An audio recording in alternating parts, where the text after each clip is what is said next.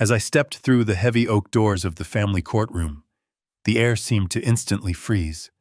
The room was grand, lined with dark wood, and filled with the suffocating silence of legal proceedings. My daughter Victoria leaned back in her leather chair and let out a soft, mocking laugh that echoed off the high ceiling. Beside her, my son-in-law Derek quickly turned his head. He stared down at the polished floor, completely refusing to meet my eyes. They sat there, radiating arrogance. They genuinely thought they had won. They thought the frail 70-year-old man walking slowly down the aisle was completely at their mercy, ready to be stripped of his rights. But then the presiding judge looked up from his thick stack of paperwork. Judge Richard Montgomery. Our eyes met. Instantly his face drained of all color, turning ashen. The heavy wooden pen slipped from his fingers and clattered loudly against the mahogany desk. His hands were visibly trembling as he whispered into the dead, silent room. My God. Is that really him? Every single eye in the courtroom shifted toward me. The arrogant smirk on Victoria's face vanished. Derek finally looked up, his brow furrowing in deep confusion. In that exact moment, the ugly truth hit my daughter like a physical blow. No one in her entitled, greedy little world knew who I truly was. Until today. If you are watching this, I want you to take a deep breath, because the story of how my own flesh and blood tried to legally erase me from existence might just shake your faith in family entirely. Please hit the like button and subscribe to the channel and leave a comment telling me where you are watching from. It gives this 70-year-old man a lot of comfort to know someone out there is listening to my truth. Now let me take you back to how this nightmare actually began. It started exactly 3 weeks before that dramatic courtroom showdown. I was living a quiet, isolated, and peaceful life on my 50-acre farm just outside of Lexington, Kentucky. After my beautiful wife Patty passed away from breast cancer a few years ago, the farm became my only sanctuary. We had purchased this sprawling land together decades ago, making a solemn promise to leave it untouched. It was our safe haven, a beautiful green escape away from the endless noise and greed of the city. I spent my lonely mornings tending to my loyal golden retriever, Buster, planting tomatoes and fixing up old rusty tractors in the barn. I truly thought I had paid my dues to society. I thought I had earned my peace. But peace is a very fragile thing when your own family starts looking at you not as a grieving father, but as a walking, breathing bank account waiting to be emptied.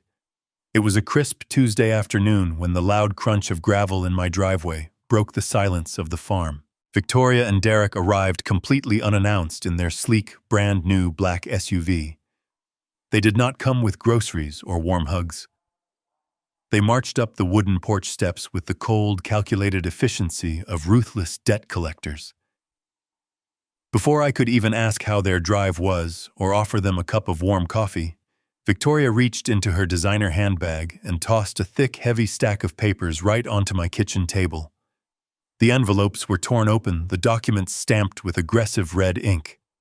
Past due notices, final warnings from the electric company, the local water board, and the county property tax office.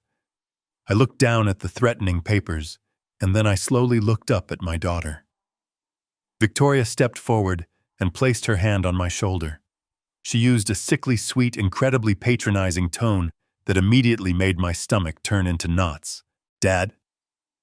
You forgot to pay the electricity again," she said, sighing dramatically, as if I were a burden she was graciously carrying. "The water bill is 2 months late now. Your memory is really slipping, is it not? We are getting so worried about you living out here all alone in the middle of nowhere. You could hurt yourself. We just want to help you manage things before you get the power shut off and freeze in the dark." Derek chimed in, leaning casually against the kitchen doorframe, with a smug, arrogant smirk plastered across his face. "Yeah, Harrison," he said, not even bothering to call me Dad.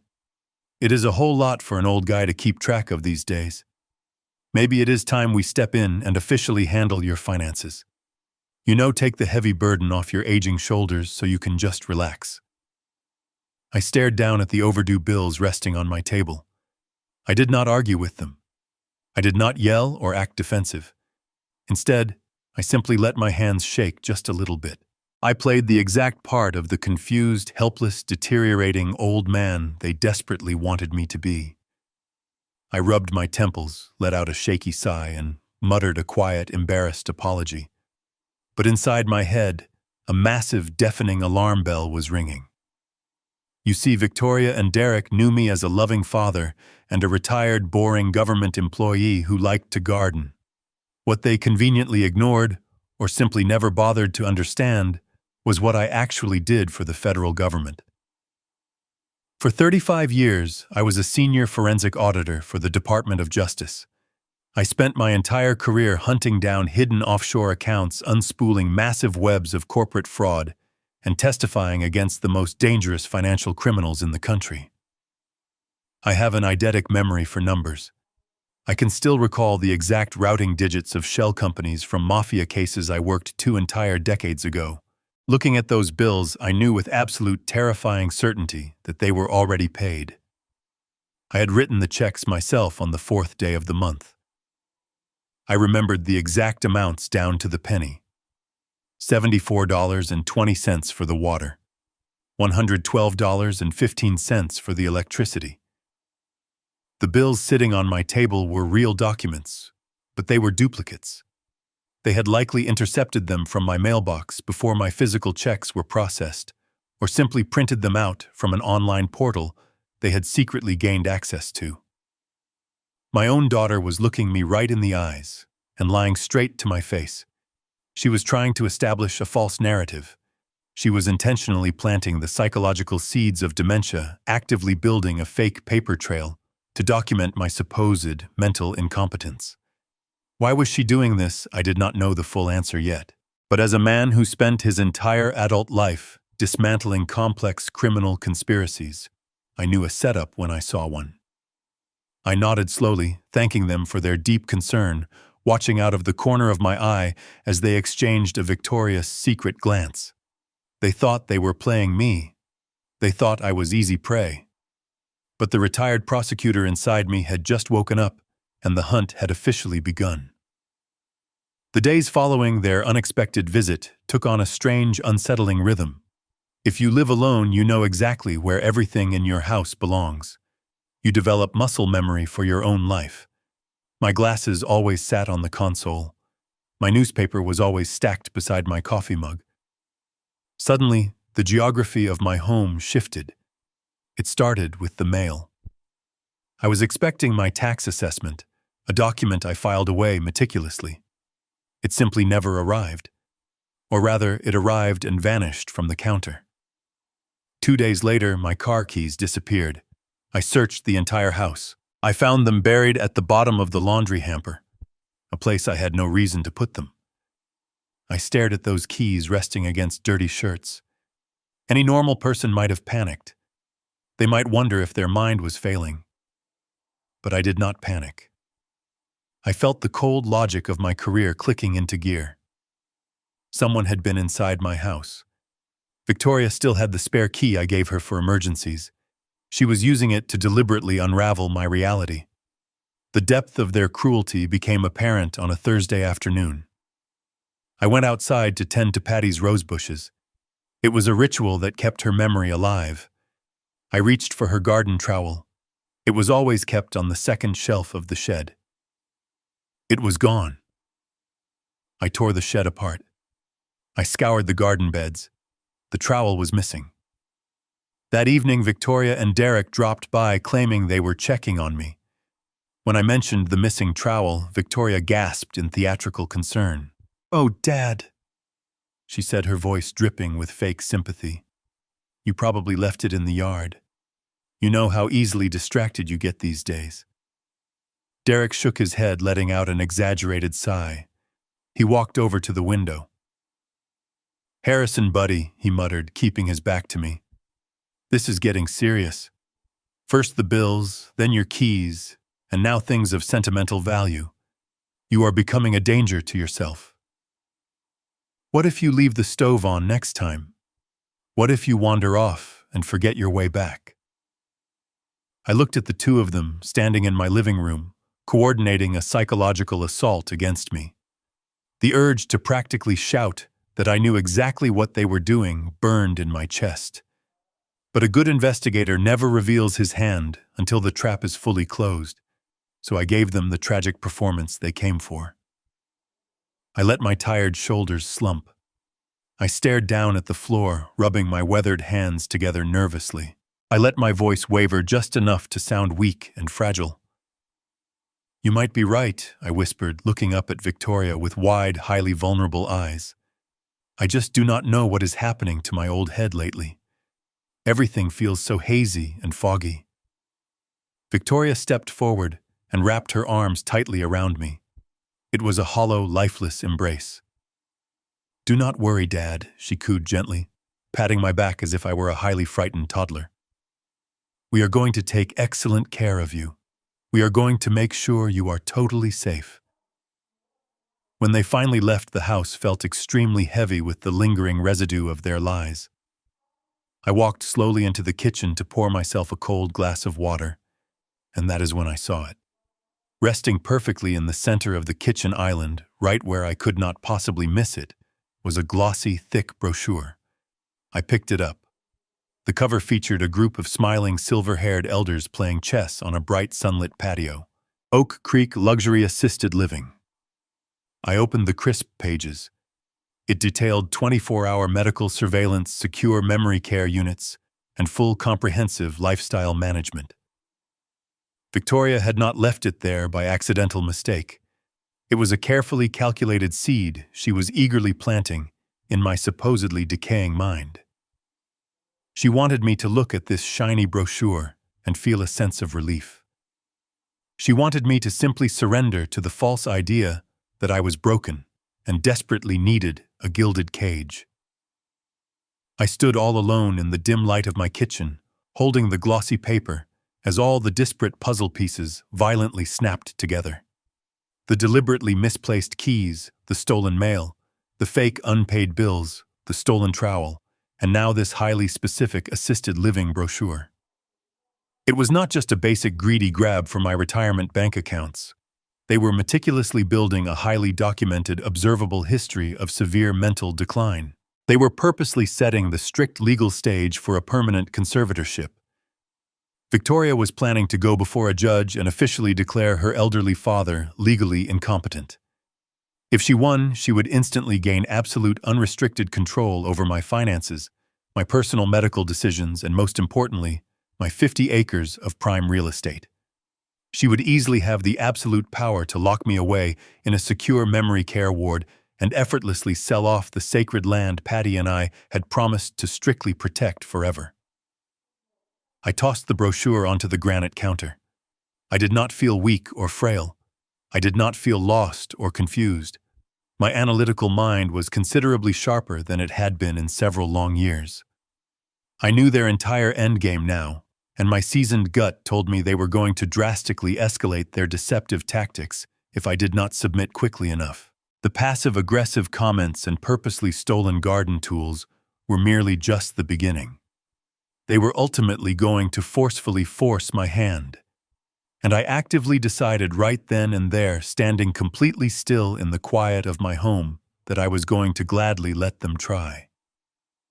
I would play the highly helpless victim, carefully dragging them deeper and deeper into their own trap until they crossed the final line.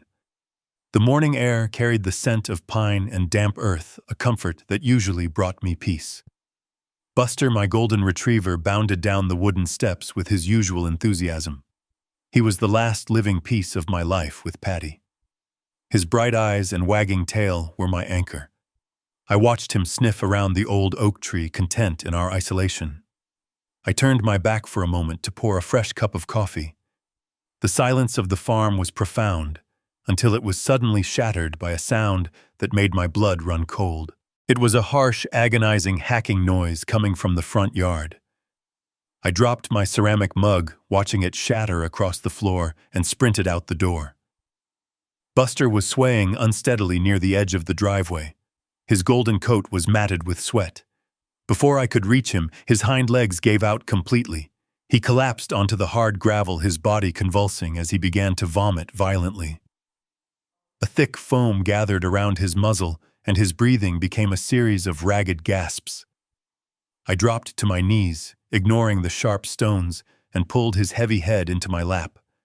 I smoothed his ears, whispering his name, trying to soothe the panic radiating from his eyes. As I frantically reached for my phone to call the clinic, the sound of tires crunching on gravel echoed down the driveway. Victoria and Derek were pulling up in their black vehicle. Their arrival was entirely too convenient. It was a Tuesday morning, a time they normally dedicated to their busy schedules in the city. Yet here they were, stepping out with expressions that lacked any genuine surprise. Derek walked over with a deliberate pace, crossing his arms over his chest as he looked down at my suffering companion. He did not kneel to help. He did not ask what was wrong. Instead, he let out a heavy sigh of fake frustration, shaking his head slowly. "See, Dad," he said, his voice dripping with condescension. "This is exactly what we have been warning you about. You are so confused lately that you probably fed the dog your own blood pressure medication." I stared up at him, my hands trembling as I held Buster close. I knew my medication was locked away safely in the bathroom cabinet. Buster had no access to it. But Derek continued his calculated assault, his eyes completely devoid of empathy. "You cannot even take care of an animal anymore, Harrison. You are mixing up your pills, losing your belongings, and now this poor creature is paying the price for your cognitive decline. It is honestly sad to watch." Victoria stepped forward, positioning herself beside her husband. She looked down at me with a practiced expression of sorrowful concern. Her voice was soft, but her words were sharp and commanding. "Dad, we cannot let this continue," she murmured, keeping a safe distance from the mess on the ground. "We have tried to be patient. We have tried to give you space. But you are clearly slipping away from us. This situation with Buster is a massive wake-up call. What if you leave the gas on next? What if you take the wrong medication yourself? We need to step in before someone gets killed." She reached into her leather bag and pulled out a thick manila envelope. "I have spoken to our legal team," she continued smoothly, as if discussing the weather rather than stripping away my human rights. "They have drafted the paperwork for a medical and financial power of attorney. It is temporary, just until we can get you settled into a safe facility where professionals can monitor your daily needs. You need to sign these documents today. We cannot leave you alone." I looked down at Buster, whining softly in pain, and then back up at the two people standing over me. The sheer audacity of their plan was staggering. They had deliberately harmed an innocent animal just to force a narrative of my incompetence. The rage brewing inside my chest was a living, breathing entity, but I forced it down into the darkest corners of my mind. I let a single tear roll down my weathered cheek. I allowed my lower lip to quiver. I nodded slowly, looking absolutely defeated and entirely broken. "You might be right," I whispered, my voice cracking perfectly. "I am so sorry. I do not know what I did. I will look at the papers. Just please let me take care of my boy first. Let me save my dog." Victoria smiled, a terrifyingly satisfied smirk that she quickly tried to hide. "We will leave the documents on the kitchen counter, Dad," she said softly. "We will come back tonight to pick them up. Do not worry at all. We have everything under control." I stayed on the gravel, holding Buster, crying as they walked back to their vehicle. I listened to the heavy doors slam shut and the engine roar to life. I did not move a single muscle until the sound of their tires faded down the country road, leaving me alone in the profound silence of the farm. The second they were gone, the tears stopped. My trembling hands became rock steady. I gently wiped the foam from Buster's mouth. The frail, broken old man they had just spoken to evaporated into thin air, replaced by the forensic investigator who had dismantled criminal empires. My eyes went entirely dead and cold. I did not waste another single second. I scooped my lethargic dog into my arms, standing up with a strength that would have shocked my daughter. They thought they had backed me into a corner. They thought poisoning my dog would break my spirit and force me to hand over the keys to my entire life. But they had made a fatal miscalculation. They had crossed a line that could never be uncrossed, and I was going to make them deeply regret this wicked game. I laid Buster across the back seat of my old truck, covering him with a woolen blanket. I drove fast, bypassing the local veterinarian in town. Victoria had likely called them already, planting her story about a senile father who accidentally poisoned his pet. I could not risk trusting anyone close by. Instead, I drove 45 minutes across the county line to see Dr. Henry Wallace. Henry was an old friend, a no-nonsense country vet who had treated Patty's rescue horses years ago. He was discreet, thorough, and entirely untethered from the gossip of my local community. When I pulled up to his small clinic, I carried Buster inside, my jaw clenched so tight my teeth ached. Henry took one look at the dog's pale gums and labored breathing and immediately called his technicians. They rushed Buster into the back treatment room, hooking him up to intravenous fluids and drawing multiple vials of blood. I paced the small, sterile waiting area. The smell of antiseptic stung my nose, bringing back a flood of unwelcome memories from hospital waiting rooms during Patty's final days. After what felt like an eternity, Henry emerged from the double swinging doors. He pulled off his surgical gloves, his expression grim and heavily lined with concern. "He is stable for now, Harrison," Henry said, his voice dropping to a serious, hushed tone. "But we caught it just in time. His kidney function was dropping rapidly." I leaned against the counter, releasing a heavy breath.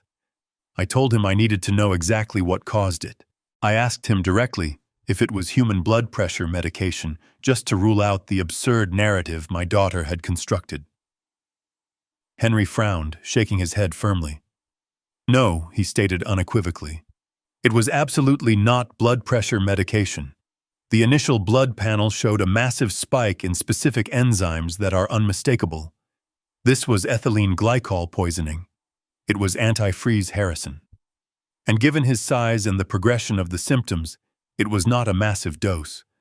It was a small, calculated amount, just enough to make him violently ill, but perhaps not enough to kill him instantly." The words hung in the quiet air of the clinic. Antifreeze. A small, calculated amount. It was an incredibly sweet-tasting poison that any dog would gladly lap up if it were mixed into their morning food bowl. I thanked Henry, paid the emergency bill in cash, and asked him to keep Buster for overnight observation. I told him I needed a full certified toxicology report printed on his official clinic letterhead. Henry nodded, sensing the dark gravity of the situation without asking unnecessary questions. I walked out of the clinic and sat behind the steering wheel of my truck. I did not start the engine immediately. I just sat there, gripping the leather steering wheel until my knuckles turned completely white. I stared out through the dusty windshield, but I did not see the quiet country road. I saw the faces of the men I used to hunt. During my time at the Department of Justice, I tracked down financial operators for major international cartels. These were ruthless men who built vast empires on blood and coercion. I remembered a specific case from 1998. A cartel enforcer wanted to intimidate a stubborn bank manager into laundering money. He did not send a threatening letter. He did not make a phone call. He poisoned the manager's champion racehorse, leaving it to suffer slowly in the stable. It was a precise, calculated act of psychological terror. It was designed to break the victim's spirit, to create a profound sense of helplessness, and to vividly demonstrate that their safe boundaries had been entirely breached. Now, 25 years later, I was looking at the exact same predatory playbook. But this time, it was not a cartel hitman employing these psychological terror tactics. It was my own daughter. It was the little girl I had taught to ride a bicycle. It was the child Patty had sung to sleep every single night. Victoria and Derek were so utterly desperate to seize control of my assets that they were entirely willing to torture an innocent, loving animal. They wanted to manufacture a crisis to publicly prove I was a danger to myself and others. They were actively constructing a flawless legal case against my sanity, and they did not care who had to suffer to complete their narrative. A profound shift occurred within me.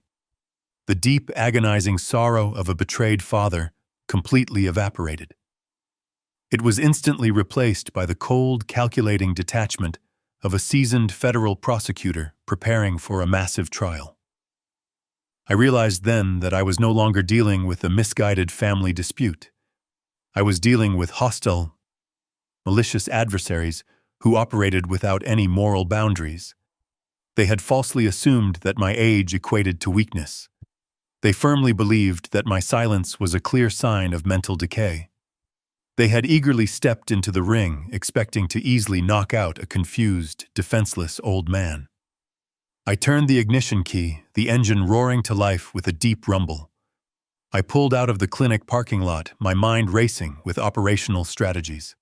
The game of playing the confused victim was officially over. It was time to transition from passive observation to active, aggressive defense. I needed to map out their entire network. I needed to uncover exactly what was driving their sudden, vicious desperation. People do not usually resort to such extreme high-risk measures unless they are facing a catastrophic threat themselves. I needed to find their vulnerability. The retired prosecutor was fully awake now. The meticulous, relentless investigator had returned. I drove back toward the farm, mentally preparing for the war ahead. The hunt had officially begun. The journey back to my empty house was a fast, calculating blur of tactical planning. The winding country roads offered me ample time to strategize my next immediate moves. I knew that the moment I stepped through my front door, I would be entering a deeply compromised environment. Victoria and Derek had already proven they possessed a key and a complete willingness to violate my sanctuary without a second thought. If I wanted to catch them in the act, I needed eyes and ears that they could not possibly see. I did not drive straight home to the farm. Instead, I took a long detour to a specialized electronics retailer located deep in the gritty industrial district of a neighboring city.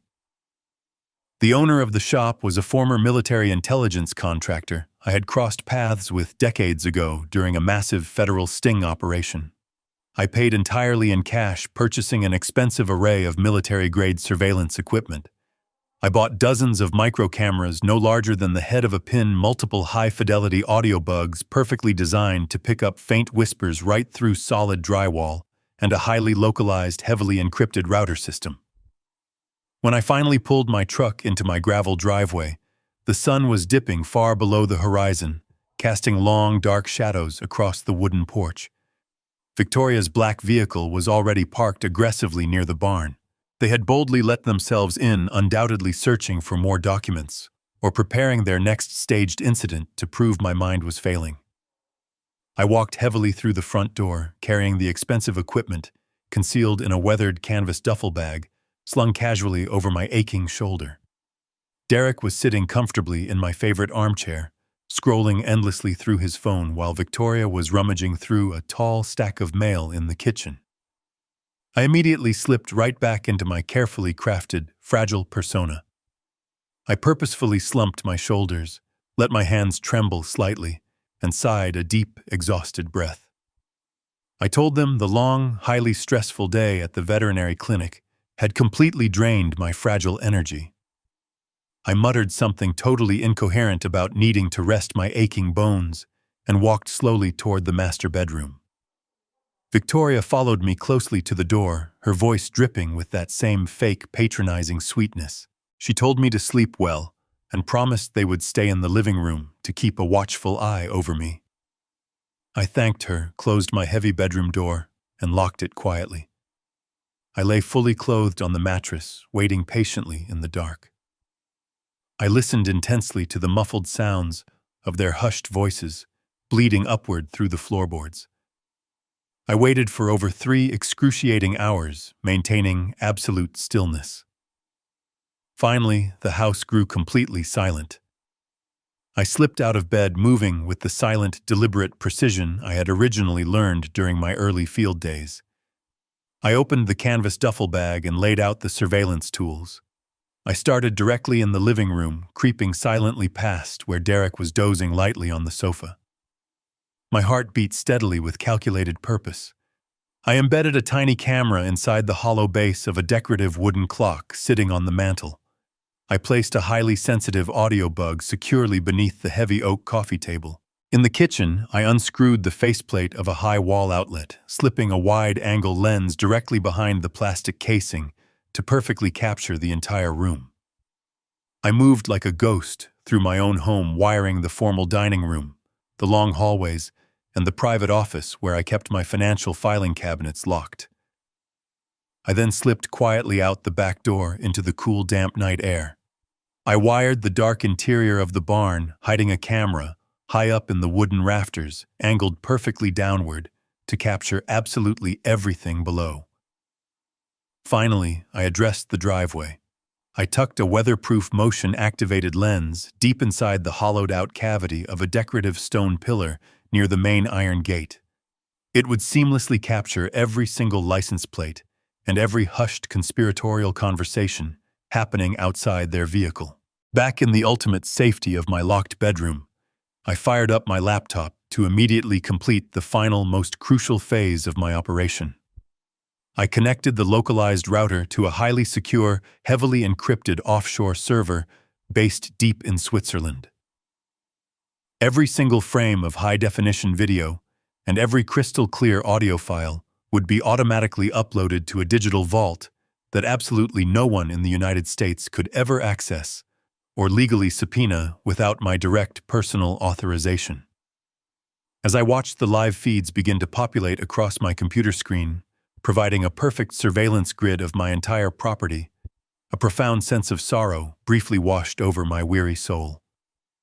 I stared intently at the grainy green-tinted night vision image of my daughter sleeping peacefully on my sofa. I could not ignore the bitter, agonizing irony of the tragic situation. I had spent my entire professional life using these exact same covert surveillance tactics to definitively dismantle violent mafia syndicates and ruthlessly cunning financial predators. I had built complex federal cases against heartless men who violently destroyed innocent lives for basic profit. Now I was actively deploying those precise counterintelligence measures against my own flesh and blood.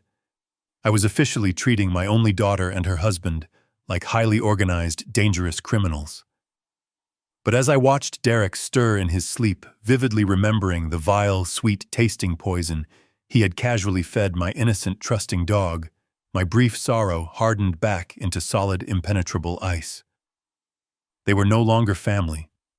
They were hostile predators operating freely inside my perimeter, and I was going to meticulously document every single breath they took. I sat in the darkness, illuminated only by the faint glow of the monitors, absolutely ready for whatever lies they planned to spin the moment the sun came up. The sun came up, casting a pale, cold light across the frost-covered grass of my farm. I was already awake, sitting in the kitchen with a cup of black coffee waiting for the performance to begin. At precisely 10 in the morning, Victoria walked through the front door leading a man I had never seen before. He wore a crisp white coat over a wrinkled blue dress shirt. He carried a sleek leather briefcase, but I immediately noticed his shoes. They were cheap, scuffed at the toes, and completely out of place for a highly paid medical specialist. Victoria introduced him as Dr. Miller, a top-tier neurologist from a private clinic in the city. She used that same patronizing, overly gentle tone, explaining that he was just here for a simple, friendly chat to check on my memory. I knew better. This was not a medical visit. This was a targeted deposition. I nodded slowly, offering a wide, vacant smile, and shuffled my feet as I led them into the living room. I made sure my hands trembled as I took my seat in the worn fabric recliner, pulling a knitted blanket over my knees for dramatic effect. Dr. Miller sat across from me, clicking his expensive pen. He began with the standard basic orientation questions. He asked me what day of the week it was the current month and who the current president of the United States was. I paused, letting a long, agonizing silence stretch across the room. I stared blankly at the floral pattern on the rug, furrowing my brow as if I were desperately searching through a thick, heavy fog. Finally, I gave him the wrong month and named a president from 2 decades ago. Victoria let out a soft, theatrical gasp, placing a comforting hand on Derek's shoulder. Derek simply shook his head, looking down at his phone, as if my supposed mental decay was a terrible inconvenience to his busy schedule. Dr. Miller jotted down a few quick notes on his clipboard, his expression remaining entirely neutral and detached. He did not look at me with the genuine compassion of a healer. He looked at me like a highly lucrative business transaction that was going perfectly according to plan. Next came the standard cognitive evaluations. The doctor leaned forward and slowly recited 3 simple words for me to remember: apple, table, penny. He told me he would ask me to repeat them in a few minutes. We continued chatting about my daily routine, and I deliberately fabricated stories about wandering the farm at night and forgetting to feed the animals. When he finally asked me to recall the 3 words, I blinked heavily. I offered him a frustrated, helpless look. I successfully recalled the word apple, but I intentionally stumbled, substituting the other 2 with completely unrelated objects. The doctor scribbled furiously. Then he handed me a blank piece of white paper and a pen. He asked me to draw the face of a clock and set the hands to show 10 minutes past 11. This is a classic neurological assessment to detect severe cognitive impairment. I held the pen loosely, letting my hand shake. I slowly drew a lopsided, distorted circle. I bunched all the numbers together on the right side of the page, completely ignoring the left. I drew the hands, pointing in random, nonsensical directions. When I handed the paper back, I saw Victoria bite her lower lip to hide a victorious, glowing smile. She had exactly what she came for. She had the visual, documented proof that her father was a broken, incompetent shell of a man. Dr. Miller packed away his notes, snapping his leather briefcase shut. He stood up and spoke in hushed, serious tones with my daughter near the front hallway. He assured her that the evaluation was completely conclusive. He promised he would quickly expedite the necessary medical certificates to their legal team by the end of the week. Victoria thanked him profusely, playing the part of the grieving, deeply concerned daughter to absolute perfection. Derek opened the front door, offering to walk the good doctor out to his vehicle. I remained in my recliner, staring out the front window, with a perfectly blank, vacant expression, watching them disappear down the wooden porch steps. I sat completely motionless until the house was entirely empty and the heavy silence returned. Then I stood up, folding the knitted blanket neatly. My trembling hands became completely still. The thick fog of dementia instantly vanished from my sharp eyes. I waited patiently for nightfall before I retreated into the privacy of my locked office. I turned on my laptop and accessed the encrypted offshore server. I pulled up the high-definition video feed from the driveway camera I had hidden inside the decorative stone pillar the previous night. I rewound the digital footage to the exact moment Derek and the doctor walked out to the expensive luxury vehicle. The dark video image was absolutely crystal clear. I watched as Derek casually leaned against the driver's side door, checking over his shoulder to ensure nobody was watching. He reached deep inside his tailored jacket pocket and pulled out a thick, heavy manila envelope. He handed it directly to Dr. Miller. The doctor quickly opened the flap, revealing tight, thick stacks of hundreds.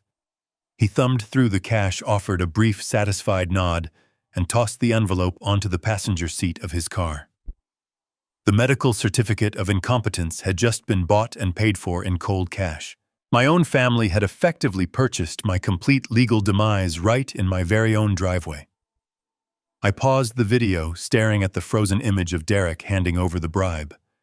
They thought they had secured a flawless victory, but they had merely handed me the exact weapon I needed to destroy their operation. The silent war between us had finally arrived, and I was now completely prepared for it. I did not sleep that night. I kept the frozen image of that bribe on my screen, letting the sheer audacity of their crime burn away any remaining hesitation. Long before the sun breached the horizon, I was already moving. I dressed in dark, unassuming clothing, slipped out the back door, and climbed into my old truck. I left my smartphone resting on the kitchen counter. Victoria had undoubtedly installed tracking software on it, under the guise of an emergency family locator. Let her believe I was resting peacefully in my bed. I drove 40 miles away from my farm, crossing into a neighboring county, where the rolling green pastures gave way to decaying strip malls and faded asphalt. I found a dimly lit convenience store attached to a rusting gas station. I walked inside, moving past the tired cashier, and paid cash for a cheap, prepaid cellular phone and several activation cards. It was a burner. Untraceable, disposable, and entirely invisible to the digital net she thought she had wrapped around me. I walked back out to my truck, the cold morning air biting at my face, and sat behind the steering wheel. I methodically activated the device, listening to the automated prompts, feeling the familiar heavy weight of my old life settling back onto my shoulders. I was no longer a retired widower waiting for the end of his days.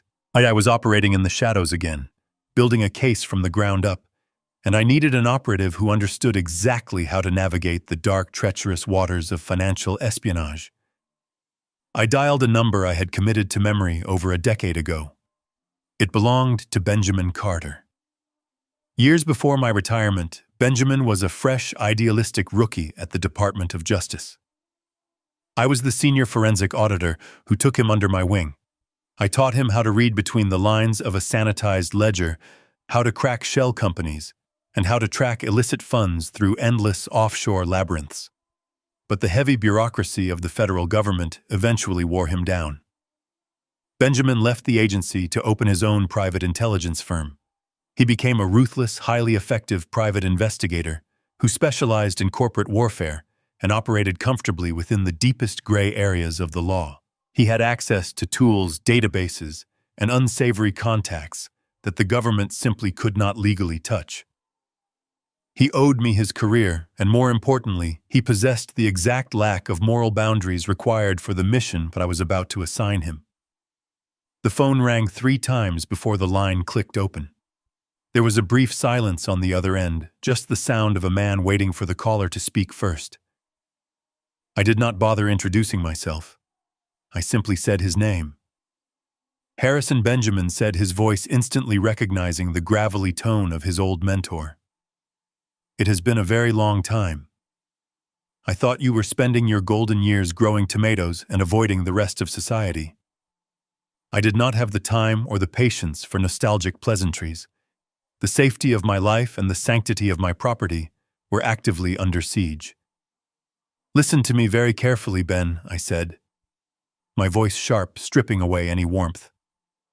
I am not calling to catch up. I need you to initiate a comprehensive Level 4 background sweep. And I need it done entirely off the books. No digital footprint, no official inquiries, and absolutely no paper trail. The line grew entirely silent. A Level 4 sweep was our old agency code for a deep, illegal level dive. It meant breaching secure financial firewalls, accessing restricted banking nodes, and pulling private communications without a legal warrant. It was a felony just to ask for it. You know, I do not take those kinds of risks for just anyone, Harrison Benjamin replied, his tone shifting into professional caution. Who are we looking at? Derek Sterling, I answered flatly. He is the CEO of Sterling Development Group. He also happens to be my son-in-law. I heard the soft scratching of a pen through the speaker. Your own son-in-law, Benjamin echoed, dark curiosity creeping into his voice. What exactly did he do to warrant you coming out of retirement to destroy him? He just purchased a fraudulent medical diagnosis of severe cognitive impairment to force me into a locked conservatorship, I stated coldly. He and my daughter are currently trying to strip away my human rights and seize my entire estate. And people do not orchestrate elaborate, highly illegal medical frauds just for the sheer thrill of it. They do not risk serious prison time unless there is a massive looming threat hanging over their own heads. Derek is hiding something catastrophic inside his real estate firm. They are moving with a reckless, terrifying speed. Follow the money, Ben. They are desperate. Find out why. I will need full authorization to bypass standard privacy protocols, Benjamin said, fully understanding the extreme gravity of the request. Consider it granted, I replied. I need you to dig into his hidden investors, his outstanding loans, and his private offshore holding accounts. I want to know who he owes, how much he owes, and exactly what kind of hostile leverage is forcing him to attack my life. I will have a preliminary dossier for you within 48 hours, Benjamin promised. We established a secure communication protocol, and I ended the call. I carefully removed the lithium battery from the burner phone and tucked the device deep inside my locked glove compartment. I sat there, in the quiet dawn, and stared out at the rising sun, the sky bleeding into a vibrant, fiery orange. The trap was set. The bloodhounds of my past were officially released into the wild, and my treacherous daughter was about to painfully learn a truly devastating lesson about waking a sleeping predator who had absolutely nothing left to lose. 2 nights later, the damp midnight air chilled me to the bone. I parked my heavy truck at the edge of a completely abandoned logging road several miles away from the watchful digital eyes I had carefully installed at my own farm. The dense canopy of ancient pine trees blocked out the moonlight, leaving me entirely swallowed by the pitch-black wilderness. I sat perfectly still in the driver's seat, with the engine cut, listening to the rhythmic chirping of crickets. Exactly at the stroke of midnight, a bright pair of headlights swept rapidly across the dusty gravel path. A sleek, dark sedan rolled to a quiet stop mere inches from my heavy front bumper. The engine cut and the headlights died. A tall, broad-shouldered silhouette stepped out of the vehicle and walked deliberately toward my window. Benjamin Carter slipped into the passenger seat of my truck, bringing with him the distinct scent of stale coffee and cheap airport cologne. He did not offer a handshake. He simply opened a thick leather binder on his lap and illuminated it with a small, dim penlight. "You were absolutely right to trust your gut on this one, Harrison," Benjamin said, his voice a low, gravelly whisper. "Your son-in-law is not just swimming in debt. He is drowning in shark-infested waters." Benjamin handed me a stack of highly encrypted financial dossiers. I looked closely at the glaring red numbers bleeding across the detailed ledgers. "Derek Sterling is a complete fraud," Benjamin continued. "Sterling Development Group has been functionally bankrupt for over 18 months.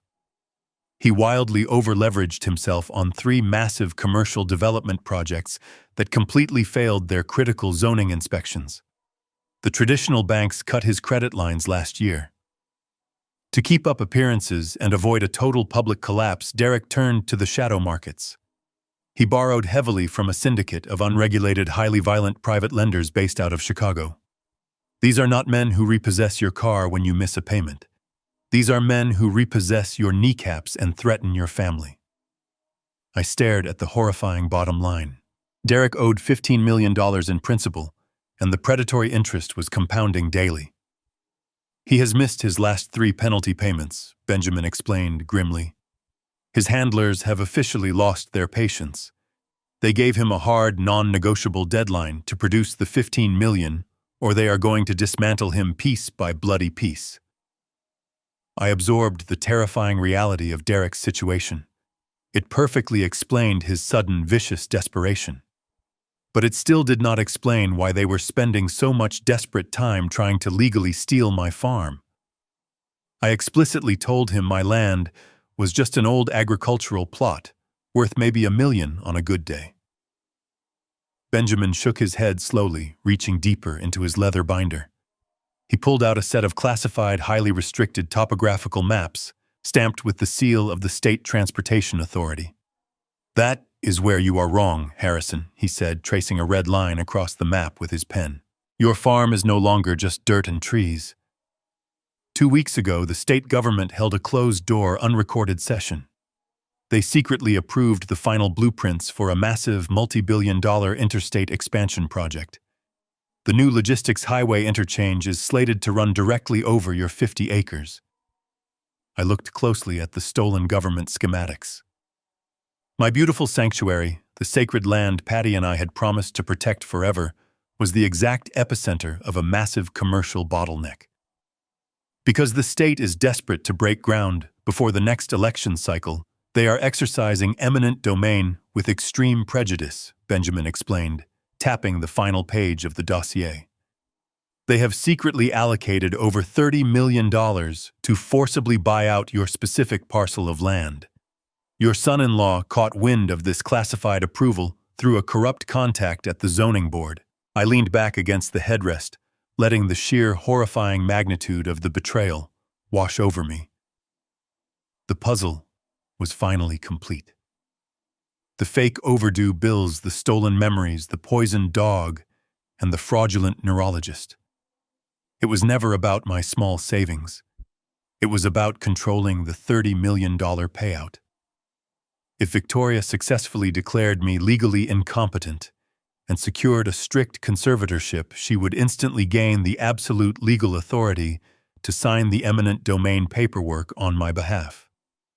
She would force the sale of my sacred home, collect the $30 million from the state government, pay off her husband's violent mob debts, and easily pocket the rest. She is willingly trading your freedom, your sanity, and your legacy just to save her pathetic husband from the consequences of his own greed, Benjamin said softly, closing the heavy binder. She is selling you out to the mob, Harrison. I sat in the suffocating darkness of the truck cab, staring blankly at the dim penlight. My own daughter. She knew how much this land meant to her mother. She knew I wanted to die peacefully on this farm. Yet she was actively planning to lock me inside a sterile, heavily medicated memory care ward while bulldozers tore down Patty's rose garden. A cold, absolute void opened up inside my chest, swallowing the last remaining fragments of paternal love I held for Victoria. The biological tie between us severed completely in that silent truck. I quietly thanked Benjamin, promptly paying him his exorbitant fee in untraceable cash. I told him to remain on high standby. As he stepped out into the dark woods and vanished into the night, I felt a dangerous, predatory calm settle deep into my bones. Victoria and Derek had confidently built their entire criminal survival strategy on the entirely false assumption that I was a weak, oblivious victim. They were about to painfully learn that they had driven a highly trained predator into a dark corner, and I was going to tear their entire world apart. I drove back to the farm under the cover of darkness. My mind was no longer clouded by the heavy grief of a betrayed father. It was operating with the cold, sterile efficiency of a federal investigator. When I walked through my front door, the profound silence of the house felt entirely different. It was no longer a lonely sanctuary. It was an active crime scene. I bypassed the master bedroom and walked directly into my locked private office. I closed the heavy oak door and drew the thick velvet curtains tightly shut. I turned on my secondary, heavily encrypted laptop. It was finally time to hunt. 6 months ago, shortly after my mild bout with the winter flu, Victoria had firmly insisted on setting up an overarching financial portal for all my accounts. She claimed she just wanted to happily help her aging father manage his tedious monthly bills. She had sat right in this very chair, typing away, smiling warmly, as she consolidated my entire life savings into a single, easily accessible digital dashboard. She had deliberately changed my primary banking passwords, effectively locking me out of my own financial infrastructure, under the clever guise of loving, daughterly protection. She genuinely thought she had effectively blinded me. What she completely failed to realize was that you cannot ever lock a master locksmith out of his own house. I did not attempt to formally reset the passwords. Doing so would immediately send an automated security alert directly to her phone, instantly tipping her off that the confused old man was actually awake and highly active. Instead, I quietly deployed a sophisticated tracking protocol I had successfully used 100 times during my lengthy tenure at the Department of Justice. I skillfully bypassed the standard login nodes and directly accessed the raw data packets actively communicating with the local internet router she had previously installed in my living room. I wove my way through her incredibly rudimentary security firewalls with absolute ease. Within 45 minutes, I had successfully established a silent, invisible digital backdoor directly into the entire financial network she was currently managing from her luxury city penthouse.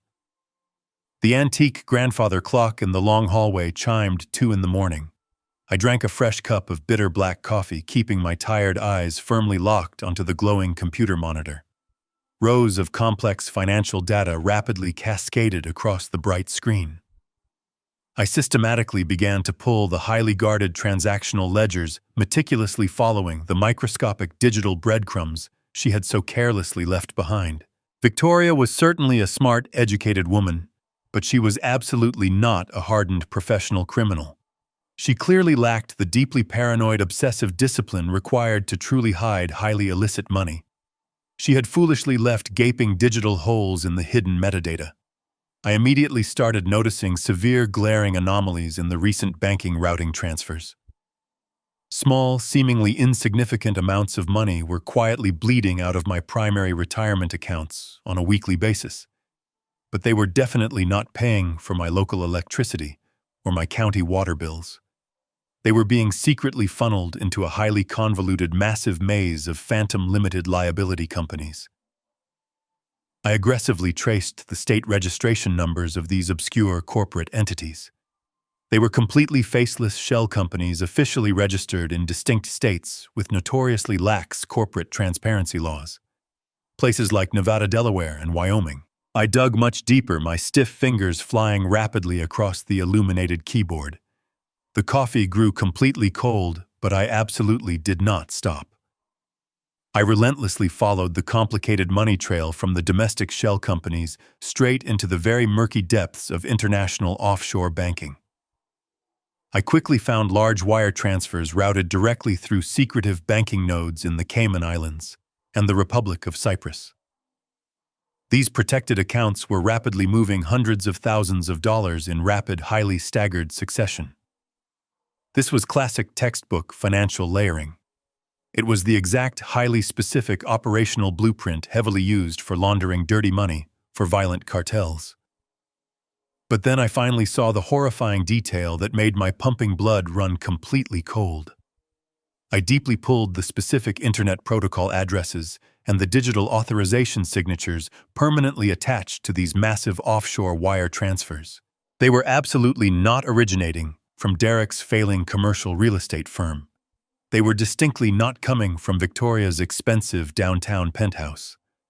The digital footprints were systematically, deliberately engineered to look exactly as though they were originating directly from my own private home network.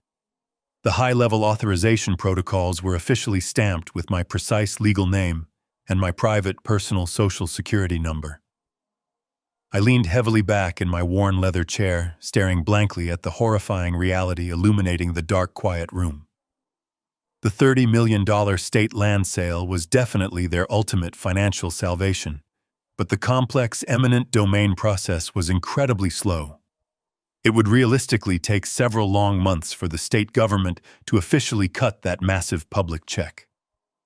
Derek's violent, unregulated creditors were absolutely not going to wait several months. They desperately needed substantial monetary payments right now, today. Victoria and Derek were not just waiting patiently for the strict conservatorship to forcibly sell my beloved farm. They were actively utilizing my pristine identity, my incredibly clean criminal record, and my unblemished financial history to heavily launder the dangerous mob's money and successfully stall for precious time. If federal authorities or banking regulators detected this massive laundering operation, they would trace the illicit funds right back to this very desk. They would see a senile, incompetent old man who was moving millions of dollars for a violent criminal syndicate. I would be the perfect fall guy. I would die in a federal prison hospital completely disgraced and stripped of my legacy. I saved the ledgers, downloading every single byte of damning evidence onto a secure, encrypted flash drive. The sun was beginning to rise. My daughter had weaponized my identity to shield herself from monsters.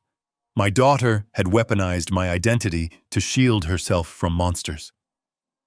But as the morning sun continued to rise, casting long beams of light across my wooden desk, I knew the digital breadcrumbs did not stop at international borders. The offshore accounts were merely the disposal mechanism. To move millions of dollars of illicit syndicate cash into the legitimate American banking system, Derek and Victoria needed a domestic washing machine.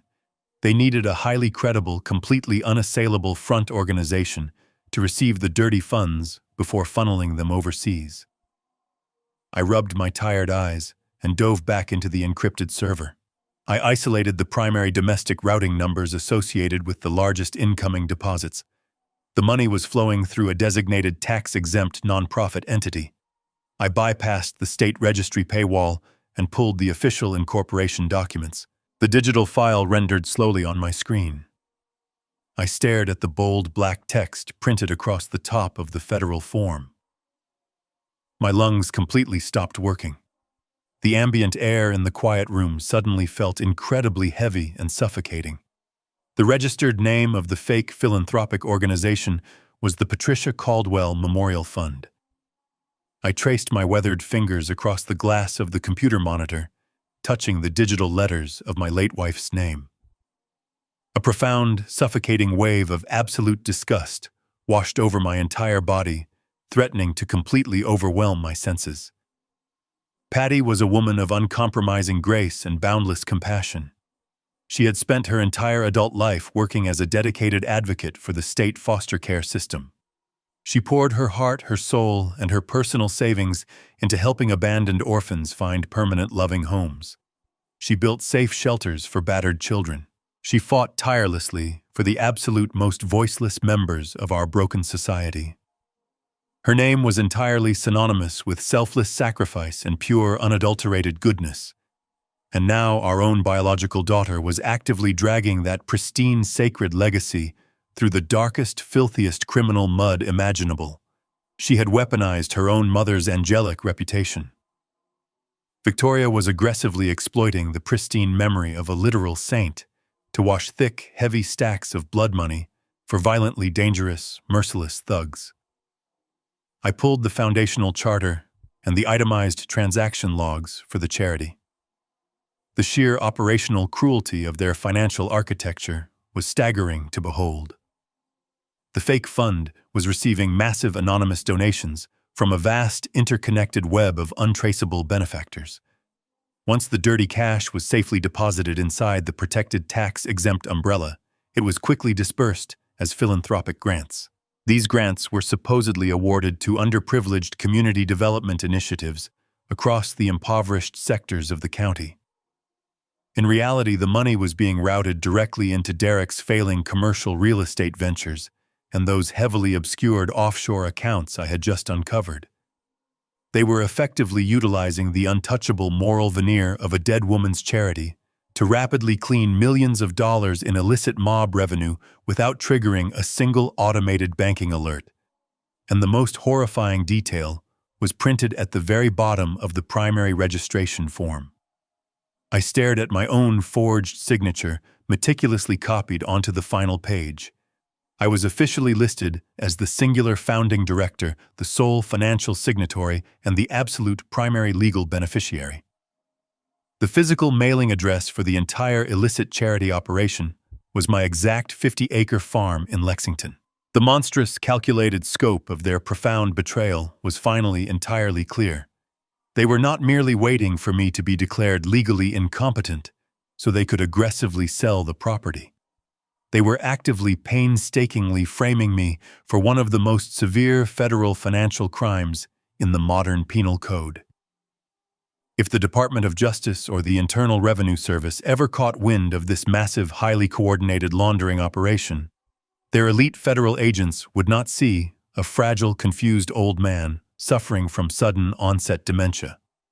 They would see a highly sophisticated, deeply experienced retired forensic auditor who had completely broken bad. They would eagerly see a brilliant, ruthless criminal mastermind cynically using his dead wife's charitable foundation to seamlessly move dirty syndicate money across heavily monitored international borders. The ambitious federal prosecutors would violently rip my quiet life apart. I would be forcefully dragged out of my beautiful home in heavy iron handcuffs, I would be publicly stripped of my honorable pension, my lifelong dignity, and my hard-earned legacy. They would absolutely tear apart everything I had proudly built over my 35-year career in government service. I would spend the final incredibly fragile years of my life locked securely inside a cold, unforgiving federal penitentiary universally remembered by the general public as a disgraced, utterly hypocritical monster. Victoria and Derek had carefully, maliciously constructed the perfect, impenetrable scapegoat to bear the absolute ultimate weight of their unforgivable, deadly sins. They fully intended to let me rot away and die in a damp concrete cell while they quietly collected the massive $30 million eminent domain payout from the state government and walked away completely unscathed from the violent Chicago mob. I slowly closed the digital charity documents and safely transferred the highly encrypted evidence files onto my incredibly secure, untraceable external hard drive. The slight paternal sorrow I had felt just a few short hours earlier completely vanished into thin air, leaving nothing but a vast, icy emptiness behind in my battered soul. There was absolutely no room left for any hesitation or any shred of mercy in my heart. They had brazenly crossed the ultimate, completely unforgivable threshold by violently violating Patty's sacred, beautiful memory. They had taken the only pure thing left in my entire existence and actively poisoned it with their boundless, sickening greed. I stood up from the heavy oak desk, my posture perfectly straight, my resolve suddenly hardened into unbreakable, solid steel. I was no longer just fighting to protect my own physical freedom or the peaceful land I cherished. I was going to completely and utterly annihilate them. If Victoria and Derek were perfectly willing to frame me for a massive federal crime, what else were they truly capable of? I stood by my desk, the silence of the farm pressing in on me. The wooden floorboards creaked under my weight, a familiar sound that now felt entirely hollow. A chilling thought crept into my mind, spreading like ice through my veins. They had systematically isolated me from my friends and my former colleagues. They had seized complete control of my finances, manipulating my hard-earned wealth into a hidden criminal empire. They had orchestrated a fraudulent neurological exam to legally bind my mind and officially document me as a completely incompetent burden to society. But there was one final, deeply vulnerable aspect of my life that I had blindly handed over to my daughter during a moment of profound weakness. My personal health care and all the deeply sensitive decisions it entailed. 6 months ago, when I suffered that severe bout of the winter flu, Victoria had insisted on managing my electronic medical records. She claimed she wanted to quickly schedule my telehealth appointments and ensure my daily prescriptions were refilled on time without any stressful delays. I had given her my primary login credentials, genuinely believing I was simply easing the burden of modern digital bureaucracy. Now that innocent assumption felt like a fatal error. If she currently held the absolute keys to my physical autonomy, there was absolutely no telling what she had already set in motion behind my back. I sat back down in my worn leather chair, slowly cracking my stiff knuckles and preparing for a digital war. I quickly opened a fresh encrypted browser window and navigated directly to the regional healthcare provider's primary patient portal. When I attempted to log in using my original email address, a red error message immediately flashed across the bright screen. My password had been permanently altered, and the primary two-factor authentication phone number had been seamlessly swapped to Victoria's personal cell phone. She had successfully and completely locked me out of my own private biological data. I took a slow, deep breath, reining in the simmering anger that was steadily building in my chest. I was a senior forensic auditor. I had spent decades bypassing heavily fortified corporate firewalls and extracting hidden digital ledgers from some of the most secure private servers in the country.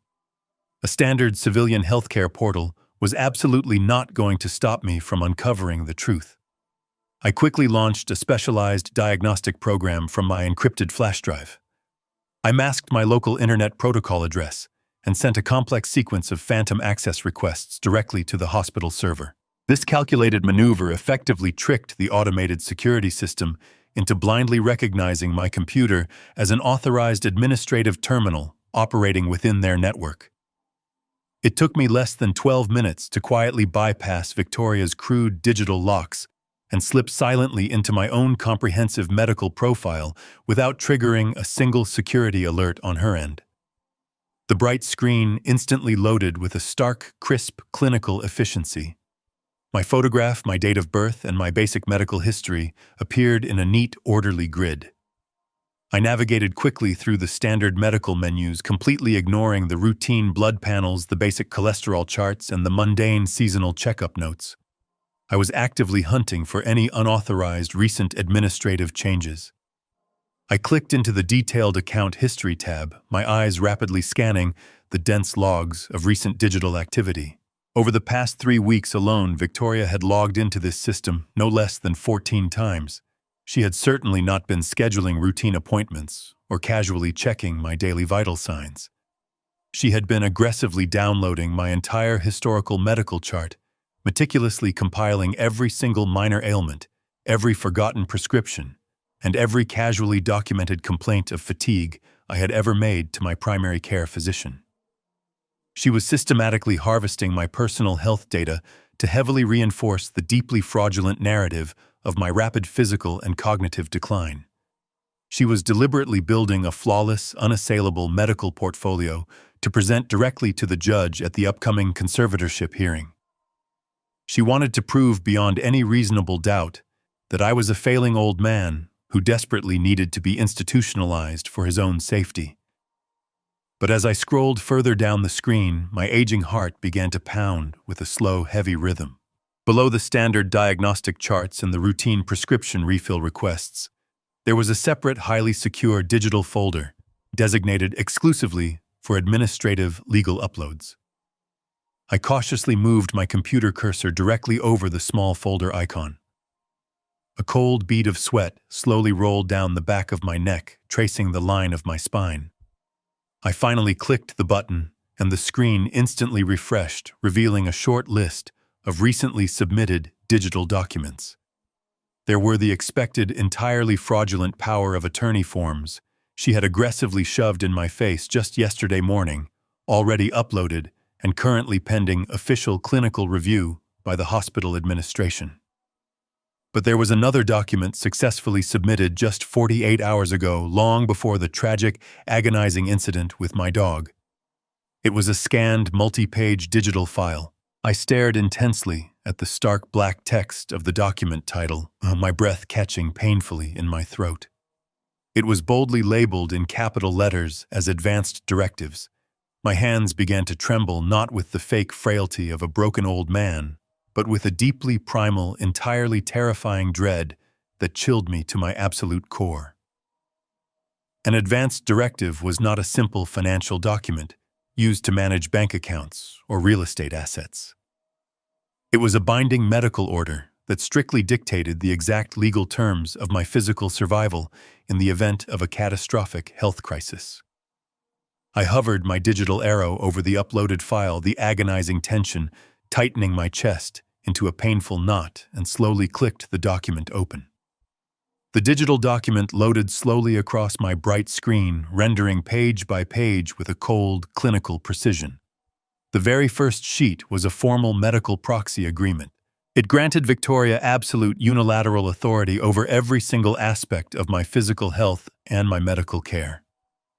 According to this highly official form, if I were ever incapacitated or deemed unfit to make my own decisions, she alone would hold the ultimate power to dictate my treatments, my surgical procedures, and my daily medication. But the true horror was waiting patiently at the bottom of the page. There, resting on the final signature line, was a flawless forgery of my own handwriting. It was not a clumsy, rushed imitation. It was a perfectly executed copy of the distinct sharp loops and heavy cursive strokes I had used for decades to sign highly classified federal documents. She had likely traced it from one of my old checks or a birthday card. The sheer calculation required to commit this level of intimate fraud was staggering. Yet the medical proxy was merely the precursor to something far more sinister and deadly. I scrolled down to the second page of the uploaded digital file. The bold black letters at the top of the form seemed to leap off the screen and wrap their icy fingers tightly around my throat. Do not resuscitate. It was a legally binding, fully notarized state medical order. I read through the dense, chilling paragraphs of strict clinical language. The document explicitly instructed any attending physicians, emergency medical technicians, and hospital staff to completely withhold all life-saving interventions. If my breathing stopped, they were legally barred from performing cardiopulmonary resuscitation. If my heart suddenly failed, they were strictly forbidden from using a defibrillator or administering any emergency cardiac medications. If I choked or lost consciousness, no breathing tube would ever be inserted. The medical professionals would be legally mandated to simply step back, cross their arms, and watch me quietly expire. And right next to another flawless forgery of my signature was a deeply cynical checkbox filled in with thick black ink. It indicated that this decision was made after profound, careful consultation with my designated medical proxy. My daughter had officially legally authorized my death. The terrifying reality of their ultimate endgame crashed over me like a freezing tidal wave. They were not merely planning to lock me away inside a high-end assisted living facility to safely force the sale of my farm. A lengthy conservatorship could potentially be contested. A messy legal battle could easily drag on for months or even years, draining their highly limited resources and dangerously testing the fragile patience of the violent Chicago mob. Derek owed those ruthless men $15 million right now. They desperately needed the $30 million state infrastructure payout immediately. A living, breathing father fighting them in a civil courtroom was a massive liability. But a dead father was a perfectly clean, remarkably swift resolution to all of their towering problems. If I suddenly suffered a mild, highly survivable heart attack, the paramedics would be legally forced to let me die on my own living room floor. If Victoria came over for a friendly Sunday visit and decided to quietly slip an untraceable chemical into my morning tea, exactly like her husband had done to my innocent dog, I would quickly lose consciousness. The emergency room doctors would access my medical portal, see the binding state directive, and turn off the life support machines without asking a single question. I was a dead man walking in my own home. I sat perfectly still in the dim glow of my computer monitor. I did not shed a single tear. I did not scream or slam my fists against the heavy oak desk. The deep, agonizing grief of a betrayed father, the profound sorrow that had weighed heavily on my tired shoulders for the past few days, completely and utterly evaporated. It was instantly replaced by a pure, absolute ice that froze my soul and chilled my blood. My own daughter had coldly calculated the exact monetary value of my remaining years and decided my life was worth trading for her husband's survival. She had cynically looked at the man who had raised her, protected her, and loved her unconditionally, and she had meticulously forged my execution papers. The emotional bond that had once connected us was permanently severed, cauterized by the sheer magnitude of her unforgivable malice. I was no longer dealing with a misguided child or a greedy heir. I was dealing with a ruthless, predatory adversary who posed a direct lethal threat to my physical survival. I slowly saved the forged medical documents onto my encrypted external hard drive, adding them to the growing mountain of damning federal evidence.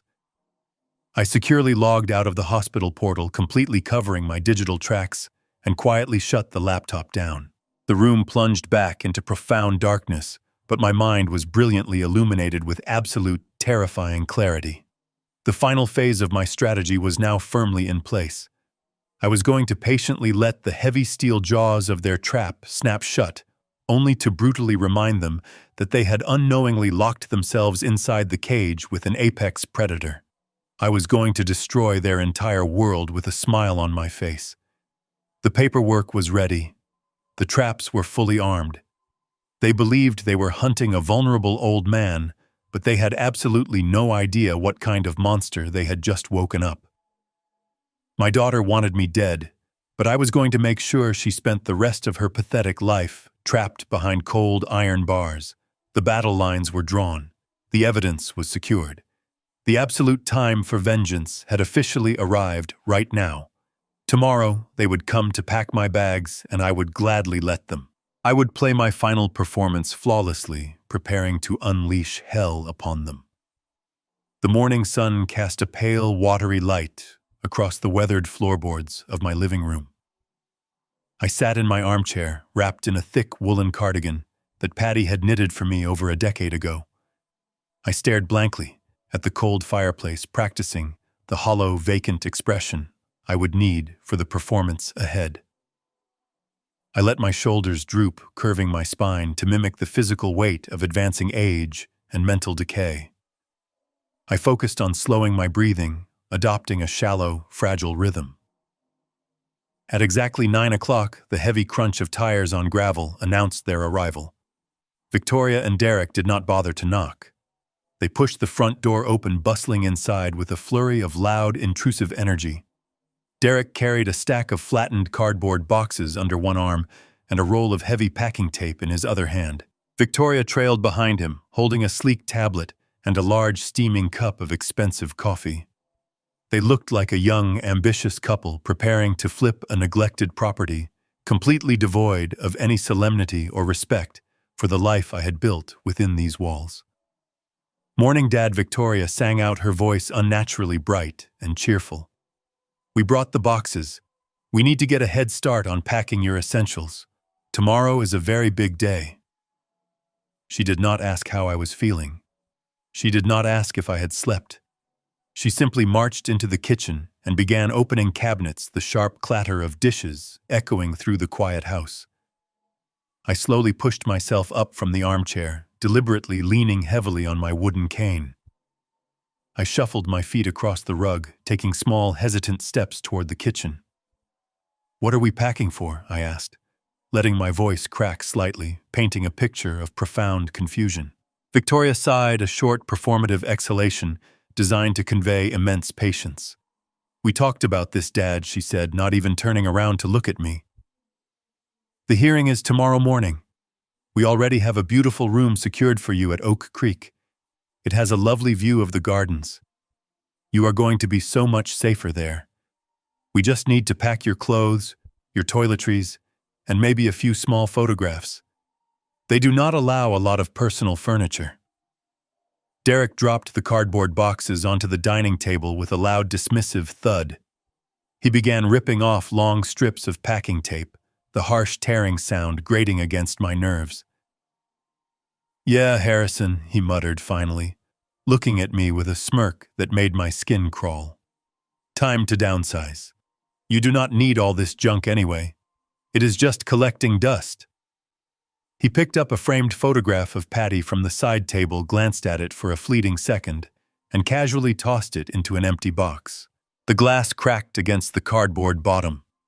He did not apologize. He did not even flinch. It was a deliberate act of profound disrespect, a blatant display of dominance over a man he firmly believed was entirely broken and powerless.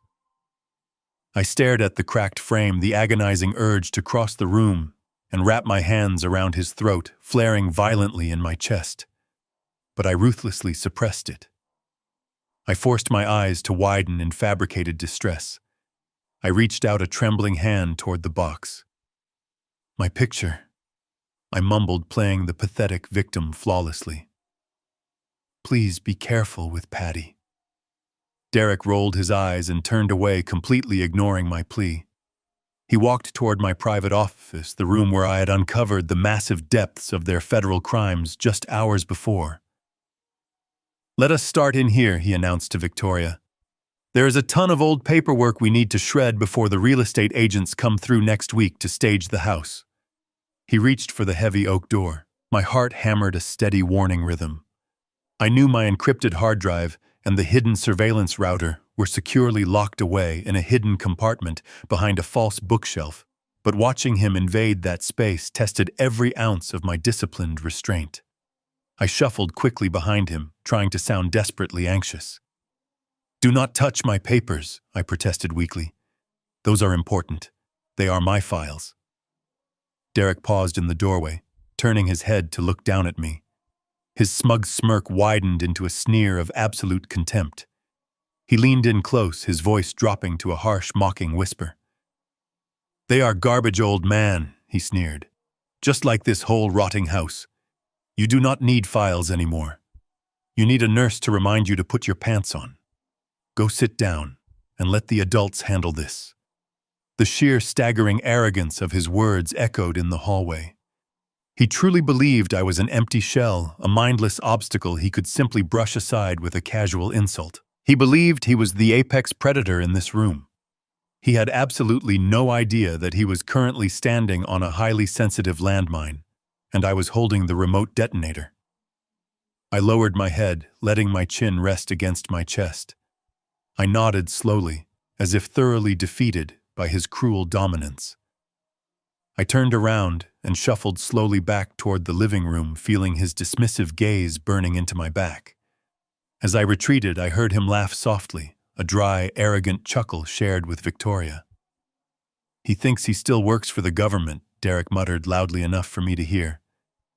"It is honestly pathetic." Victoria shushed him, but she was laughing too.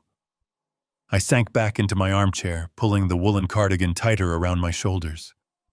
I closed my eyes, listening to the agonizing sounds of them carelessly tearing apart my home, boxing up my memories, and preparing me for a clinical execution.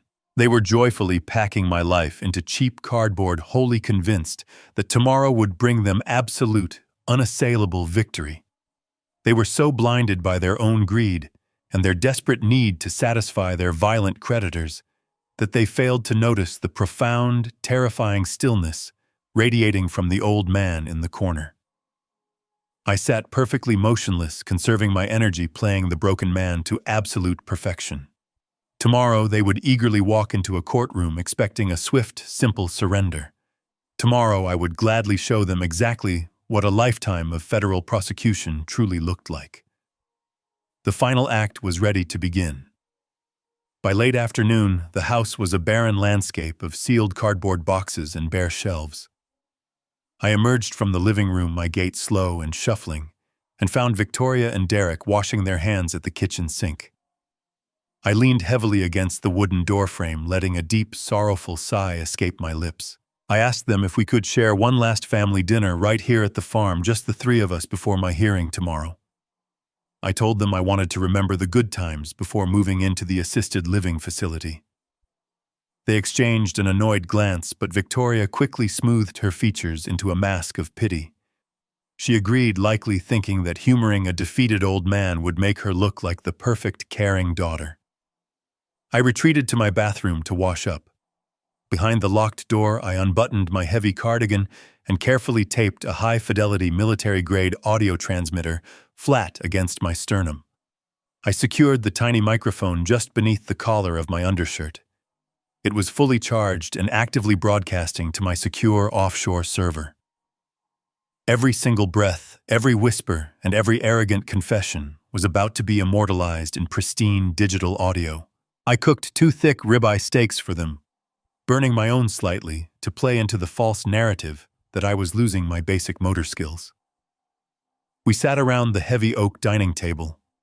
This was the very same table where Patty and I had celebrated Victoria's high school graduation, where we had carved turkeys on Thanksgiving, and where we had built a lifetime of genuine family memories. Now it felt exactly like a hostile interrogation room. Derek cut into his meat with aggressive sawing motions, washing it down with a glass of my most expensive vintage red wine. He did not even bother to ask if I wanted a pour. Victoria pushed her food around her porcelain plate, staring at me with a sickeningly sweet expression that made my stomach churn with absolute disgust. Dad, Victoria began, her voice quivering with perfectly orchestrated emotion. She reached across the polished table and placed her soft hand directly over my calloused one. "I want you to know how incredibly hard this is for us." Her eyes welled up with large theatrical tears that rolled delicately down her powdered cheeks. "This is breaking my heart, Dad, but it is because I love you so much. We are only doing this because we want you to be safe. You have to believe that we are acting in your absolute best interest." I looked down at her manicured hand resting on mine. I did not pull away. I let my own hand tremble slightly, playing the grateful, confused father to utter perfection.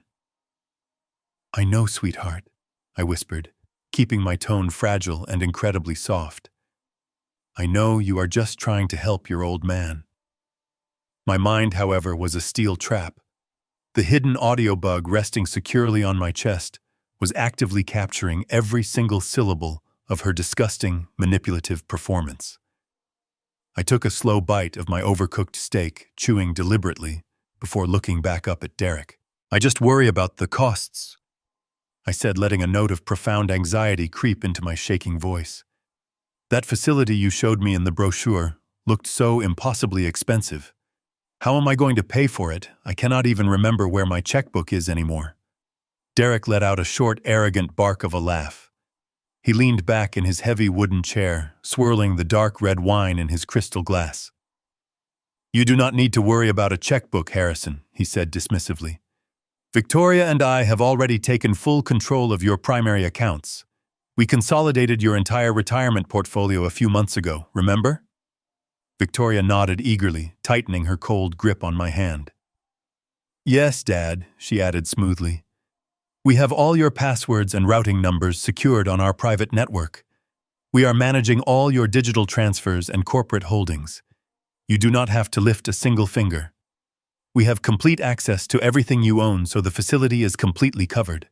I let out a heavy sigh of relief, as if a massive burden had been lifted from my frail shoulders. "Thank goodness," I muttered. I was so terrified I would accidentally send my savings to the wrong place. "I am glad you are running the accounts now." I took a sip of water, letting the heavy silence stretch for a moment before casually dropping the next piece of dangerous bait. "But what about my health?" I asked, my eyes darting nervously between the two of them. "My chest has been feeling a little tight lately. If my heart gives out, or if I end up in the hospital, who is going to tell the doctors what to do? I cannot remember the names of my pills." Victoria offered a reassuring maternal smile, her trap snapping shut exactly as I had planned. "Do not stress yourself, Dad. I am your official medical proxy now. I submitted the advanced directives to the regional hospital portal myself just 2 days ago. I am the only one legally authorized to make your medical decisions, even in an absolute emergency. The doctors have to listen to me. Whatever happens, your treatment is entirely in my hands." Derek grinned around a mouthful of steak, adding his own nail to their coffin. "You are totally covered, old man. We hold all the legal cards. You just sit back and let us steer the ship." I smiled back at the two of them. The rest of the long dinner passed.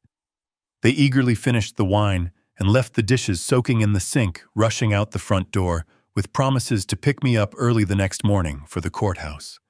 I reached quietly beneath my collar and carefully deactivated the audio transmitter. The digital recording was absolutely and entirely flawless. The digital recording was flawless. I sat alone in the silence of my dining room for a long time after they left. The smell of roasted meat and spilled wine hung in the air. I did not clear the dirty plates or wipe the stained wood. I simply remained in my chair, staring into the darkness that had enveloped my home. The grandfather clock down the hallway ticked with a relentless rhythm, counting away the final, fragile hours of my old life. When the deep chimes struck 2 in the morning, headlights cut through the dense canopy of trees lining the dirt road of my property. The vehicle coasted into the rear driveway with its engine cut. Moments later, 3 sharp knocks tapped against the glass of my back door. I stood up, feeling the stiffness in my aged joints, and walked slowly through the pitch-black kitchen. I turned the deadbolt and pulled the door open, letting the freezing night air rush inside. Benjamin Carter stepped over the threshold like a shadow. He was dressed entirely in dark charcoal, his face drawn and exceptionally grim. In his right hand, he carried a massive, heavy black leather briefcase. It looked like a weapon of mass destruction encased in polished hide. He walked straight into the dining room, ignoring the scattered remnants of my family dinner, and set the heavy briefcase directly onto the center of the oak table. He did not say a word as he popped the twin brass latches. The sharp metallic clicks echoed like a firing squad loading their rifles. Benjamin flipped the heavy leather lid open, revealing the absolute culmination of my invisible war. Inside the meticulously organized compartments were over 500 pages of pristine, irrefutable court-admissible evidence. It was a perfectly constructed, lethal legal arsenal gathered and verified by one of the most ruthless investigators in the country. I reached out and gently touched the top of the crisp white stacks. The physical weight of the documents represented the complete and utter annihilation of my daughter and her husband. Benjamin began to unpack the contents, laying them out across the wood like a tactical map. First was a thick, sealed envelope bearing the official crest of Dr. Henry Wallace. It contained the certified, legally sworn toxicology report, explicitly detailing the calculated dose of deadly antifreeze that Derek had maliciously fed to my loyal dog. Beside it, Benjamin placed a series of high-resolution color-printed still frames extracted directly from my hidden driveway camera. They perfectly captured the exact, undeniable moment Derek handed a thick, bulging envelope of illicit cash to the disgraced fraudulent neurologist. The license plate, the faces, the exchange of currency, everything was captured with terrifying clarity. Next came the financial records. Benjamin hauled out a thick binder filled with legally subpoenaed wire transfer logs. These documents meticulously mapped the dark, convoluted journey of $15 million of violent mob money. They definitively proved the illicit funds flowing directly through the deeply offensive fake charity bearing my late wife's sacred name, completely bypassing my forged signature and landing securely in offshore accounts managed by Derek. Finally, Benjamin placed a stark white federal subpoena right in the center of the table. He had leveraged his deepest contacts within the Department of Justice to ensure federal marshals were fully briefed and actively waiting on standby for the moment this explosive evidence was introduced into the public record. I stared down at the sprawling landscape of undeniable guilt. Every single lie, every hidden transaction, every act of cruel abuse was now reduced to cold, hard facts printed on bright white paper. There was absolutely no room for debate. There was no margin for any legal maneuvering. It was a perfect, inescapable trap. Benjamin stepped back from the table, crossing his strong arms over his broad chest. He watched me intensely, his dark eyes searching my weathered face for any sudden signs of hesitation or lingering paternal weakness. He had worked with me long enough to know the devastating toll that bringing a federal hammer down on someone truly took.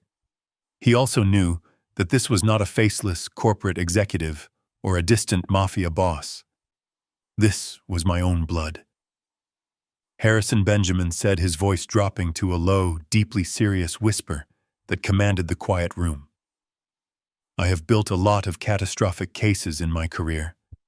I have ruined a lot of powerful people. But this is different. Once you carry this briefcase into that courtroom tomorrow morning, there is absolutely no turning back. You will trigger a massive federal cascade. They will be arrested on the spot. They will be publicly ruined bankrupt, and they will spend decades in a maximum security penitentiary. He paused, letting the gravity of his words sink into the stagnant air. He looked directly into my eyes, forcing me to confront the absolute magnitude of my impending actions. Are you sure you want to destroy your own daughter?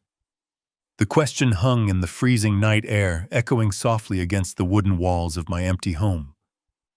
I looked away from Benjamin and stared down at the cracked picture frame resting at the bottom of the nearest packing box. Derek had tossed Patty's smiling photograph in there just hours earlier, treating her memory like worthless garbage. I thought about my innocent dog suffering on the hard gravel.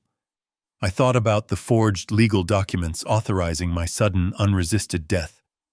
I thought about the greedy strangers sitting at my dining table eagerly drinking my wine while planning to lock me inside a sterile, terrifying cage for the rest of my days. The last fading ember of a father's unconditional love was permanently, violently extinguished inside my chest. I looked back up at Benjamin, my expression completely void of any sorrow, any regret, or any mercy. I lost my daughter years ago, I replied, my voice steady and entirely devoid of emotion. Tomorrow, I am just taking out a parasite. The dawn arrived with a cold, piercing light that spilled through the gaps in the velvet curtains. I stood up from the dining room chair, leaving the heavy black leather briefcase resting securely on the oak table. The physical exhaustion that had plagued me for the past 3 weeks simply evaporated. The performance was officially over. In the privacy of my quiet home, I completely dropped the fragile, trembling façade I had meticulously maintained. I stopped rounding my shoulders. I stopped curving my spine. I took a deep, commanding breath and stood up to my full natural height of 6 feet and 2 inches. My old joints popped and protested slightly against the sudden shift in posture, but my muscles quickly remembered their former strength. I walked down the long hallway toward the master bedroom. My footsteps no longer a hesitant, shuffling scrape against the floorboards, but a steady, heavy, and deliberate march. The man who had cowered in the armchair yesterday was gone, replaced by the ghost of a prosecutor who had once struck pure terror into the hearts of the most ruthless and powerful men in the entire state. I entered my bedroom and looked at the neatly stacked moving boxes piled in the corner.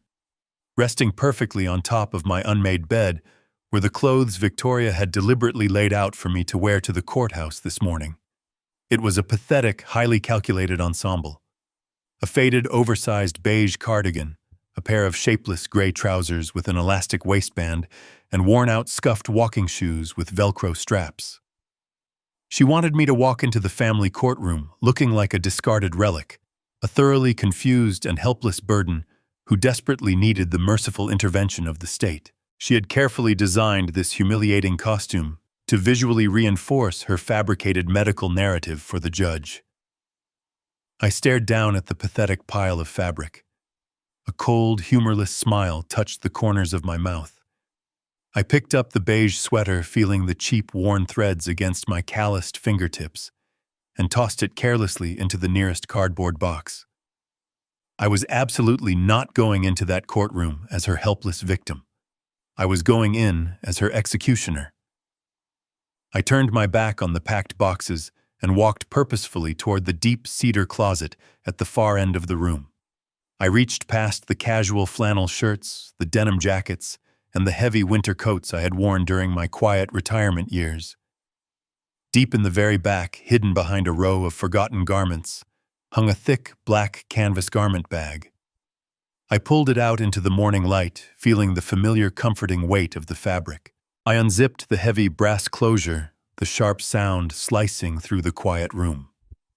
Inside, protected from the dust and the passage of time, hung my armor. It was a bespoke, razor-sharp, charcoal gray suit, tailored from the finest Italian wool. This was not just a piece of clothing. It was a tangible, potent symbol of absolute authority. This was the exact suit I had worn when I stood before federal juries and methodically dismantled the largest, most violent organized crime syndicates in the country. It was the suit I wore when I looked corrupt politicians and ruthless mob bosses directly in the eyes and sent them away to maximum security prisons for the rest of their natural lives. I carried the suit into the master bathroom and turned on the harsh overhead lights. I showered quickly, washing away the lingering scent of weakness and manufactured decay. I shaved with a sharp, straight razor, clearing away the scruff I had intentionally allowed to grow over the past few days. I combed my silver hair back perfectly, securing every strand in place with a disciplined, immaculate precision.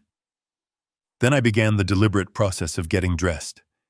I put on a crisp, heavily starched white dress shirt, buttoning it all the way to the collar. I tied a dark crimson silk tie, pulling the knot tight against my throat. I slipped my legs into the perfectly tailored charcoal trousers, feeling the sharp, clean crease of the wool. I polished my black leather Oxford shoes until they gleamed brightly under the artificial light. Finally, I shrugged my broad shoulders into the heavy charcoal jacket. The garment fit me perfectly, instantly, transforming my entire silhouette. The broad shoulders and the tapered waist radiated a formidable, commanding presence that completely obliterated any lingering trace of a frail, dying old man. I stepped back and looked deeply into the large vanity mirror. The transformation was absolute. I did not see a retired grieving widower. I did not see a confused, helpless father waiting to be locked away in a memory care ward. I saw the relentless, unforgiving force of the federal justice system. The cold, unyielding eyes staring back at me were the eyes of a seasoned apex predator who had successfully hunted monsters for 35 years. The heavy charcoal fabric clung to my frame like dark armor forged in the fires of righteous vengeance. I looked exactly like death incarnate, perfectly dressed and patiently waiting to collect a massive overdue debt. I walked back into the dining room and picked up the heavy black leather briefcase containing the 500 pages of irrefutable catastrophic evidence. I gripped the sturdy brass handle, feeling the immense lethal power secured inside the polished hide. I stood perfectly still in the center of the silent house. Then the loud crunch of heavy tires rolling over the gravel driveway broke the morning calm. They honestly thought they had broken my spirit. They thought I was surrendering to their vile manipulation. But they were walking blindly into a devastating trap that I had meticulously laid. Victoria and Derek had arrived to collect their easy prey. I turned toward the front door, ready to face them entirely, and finally burn their corrupt and wicked world to the ground. When I opened the front door, Victoria and Derek were on the porch, their impatient expressions freezing into masks of absolute shock. Victoria expected a crumbling, defeated old man shuffling out in the pathetic, oversized cardigan she selected for my public humiliation. Instead, she found herself staring up at a towering figure draped in razor-sharp charcoal wool. For a fleeting second, a flicker of genuine uncertainty crossed her perfectly powdered face. She blinked, unable to reconcile the fierce, imposing man standing before her with the helpless victim she thought she created.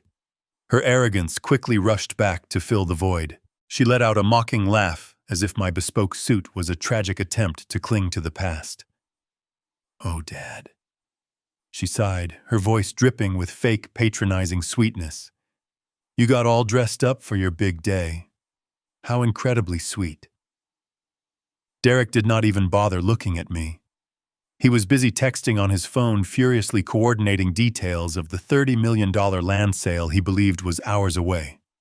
He simply scoffed, turned his back, and marched toward their luxury vehicle.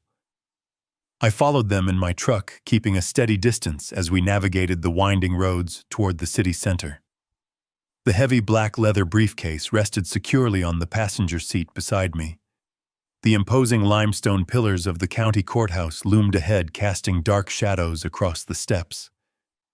As I stepped through the oak doors of the family courtroom, the air instantly froze, bringing us full circle to the moment this nightmare began. The room was grand, lined with rich dark wood, and filled with the suffocating silence of legal proceedings. I walked down the center aisle, my polished leather shoes clicking sharply against the marble floor. Victoria leaned back in her plush leather chair and let out another mocking laugh that echoed off the high ceiling. Beside her, Derek turned his head, staring down at the polished floor, refusing to meet my eyes. They sat there, radiating unearned confidence. They thought they had won the war before the first shot was fired.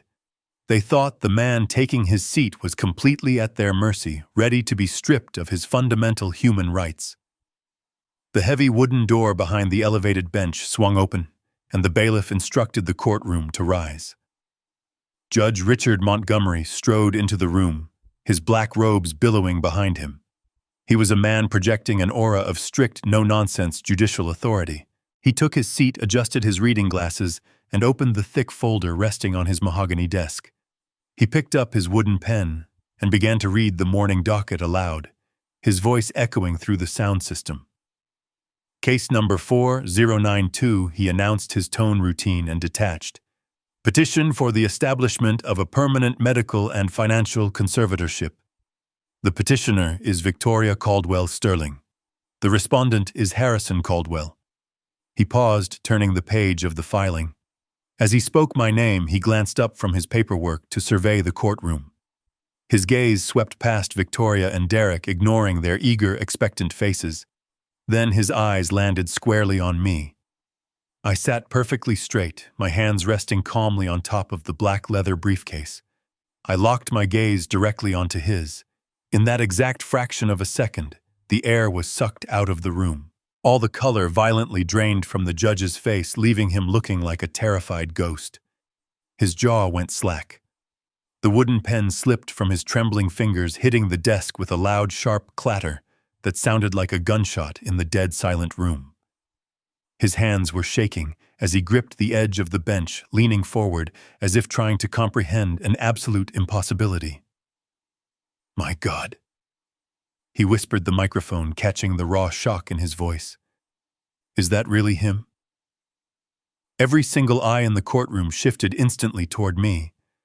Victoria's arrogant smirk vanished, replaced by a sudden creeping dread. She did not understand what was happening, but Richard Montgomery understood. 25 years ago, Montgomery was not a respected judge. He was a terrified young legal intern working in the federal prosecutor's office. He had been meticulously framed by a corrupt syndicate of senior attorneys who were taking massive bribes from an organized crime family. They planted illicit cash in his bank accounts and forged his signature on compromised legal documents, setting him up to take the fall for their corruption. He was looking at 20 years in a federal prison. His career and future were completely over. Until I stepped in. I was the senior forensic auditor assigned to review the case files. I did not just glance at the summaries. I ruthlessly tore the fabricated evidence apart line by line. I tracked the digital metadata, exposed the forged signatures, and dismantled the entire corrupt conspiracy, sending the senior attorneys to prison and saving that intern's life. I taught him what true justice looked like, and I showed him the terrifying power of an uncompromising legal mind. Now looking down from his bench, Judge Montgomery was not seeing a frail dementia-riddled old man who needed to be locked away in an assisted living facility. He was staring at the legendary ghost of the Department of Justice. He knew exactly what kind of calculating apex predator was sitting quietly in his courtroom. He knew the immaculate charcoal suit I wore was not a costume, but the dark armor of a man preparing for absolute war. As he looked from my cold eyes to the smug faces of my daughter and son-in-law, a profound realization washed over the judge's terrified features.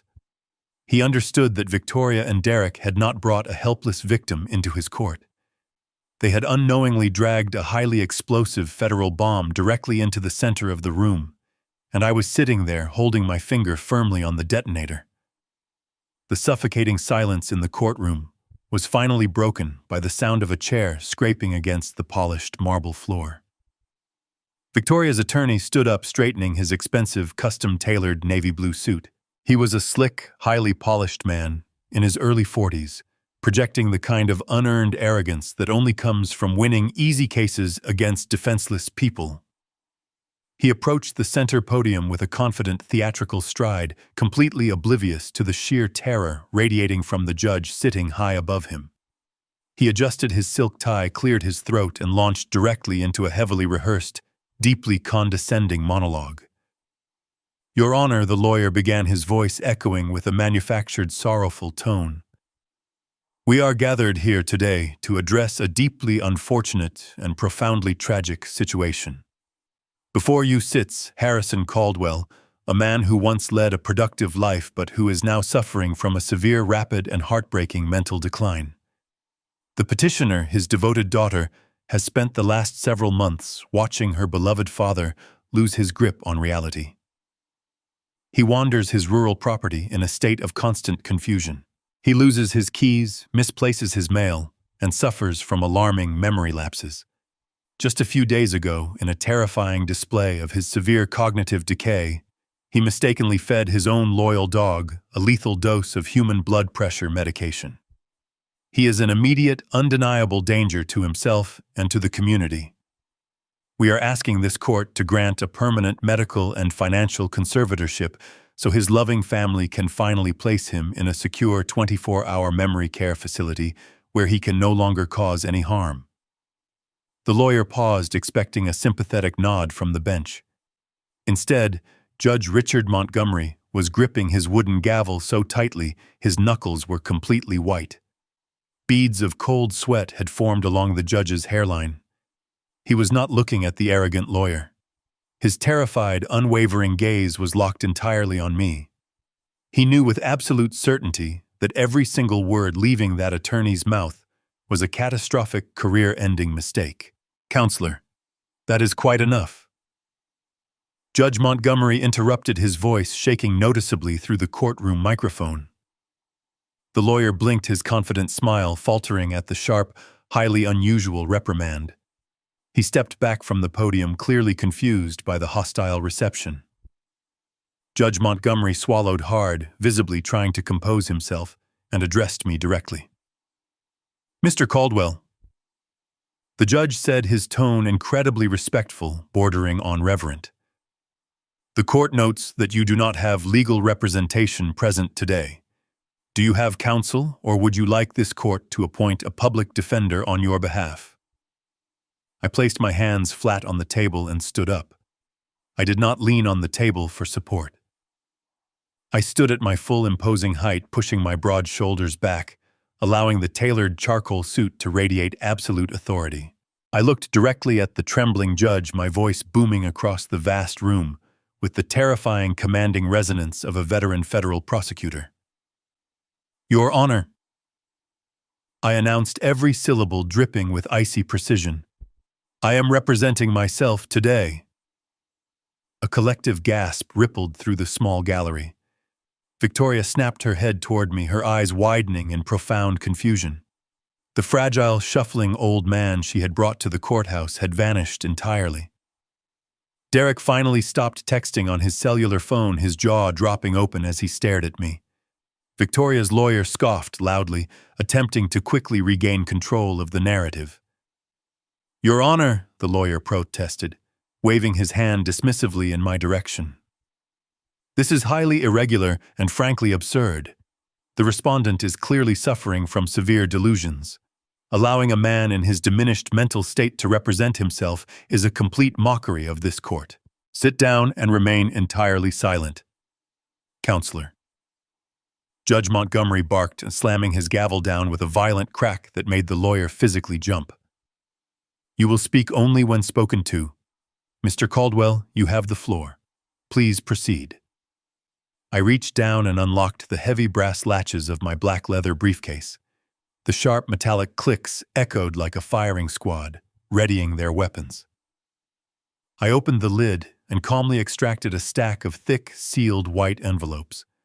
I walked with slow, measured steps toward the judge's bench, handing the first envelope directly to the bailiff to pass up to the judge. I turned and handed a second copy directly to Victoria's stunned attorney. "What you are holding," I stated.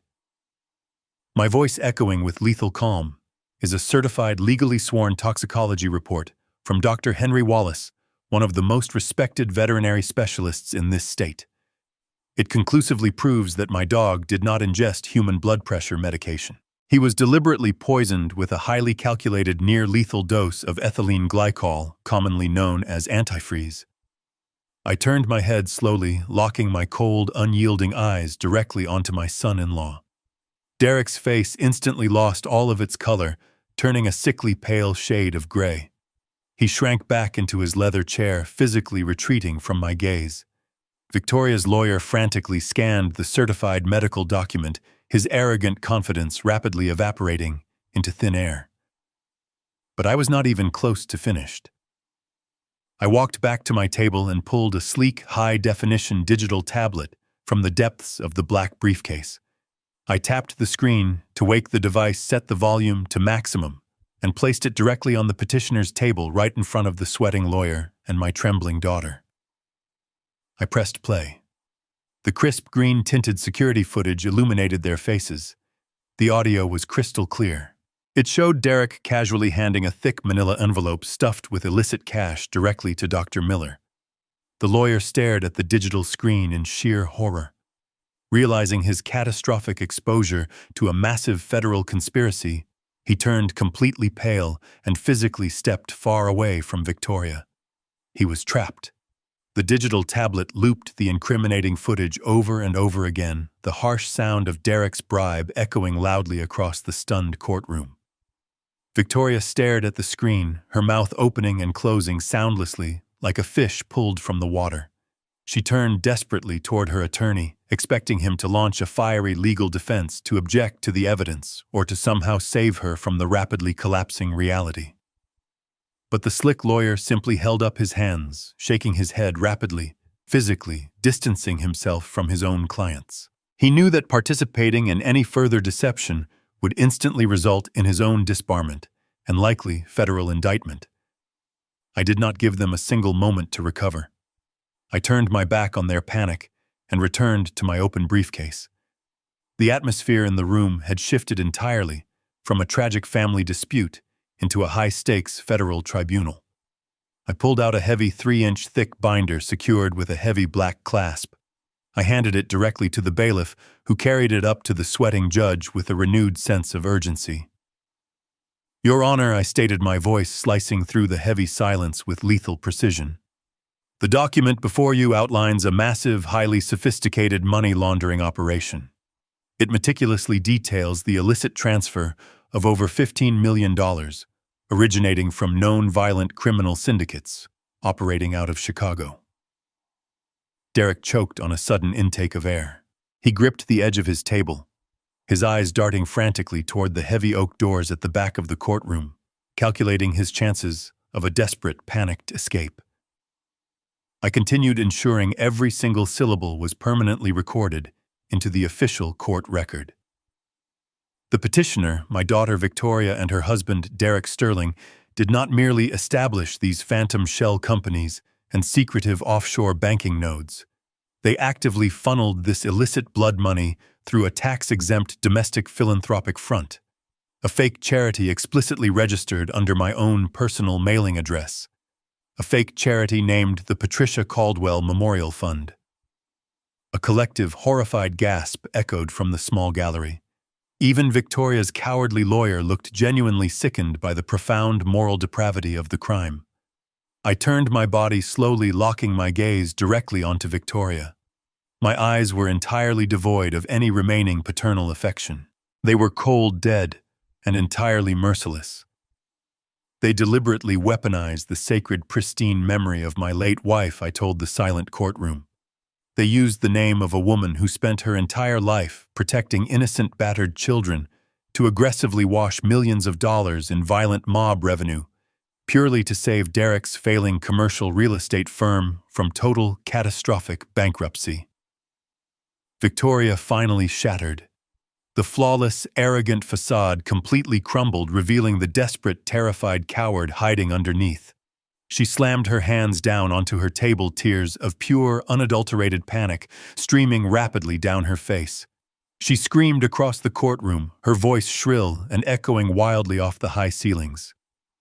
"Where did you get that? You are insane. You are completely delusional. You made all of this up to ruin us." Her desperate, screaming accusations hung in the air, a pathetic final attempt to cling to the original narrative of my supposed mental decay. I did not raise my voice to match her hysteria. I did not need to.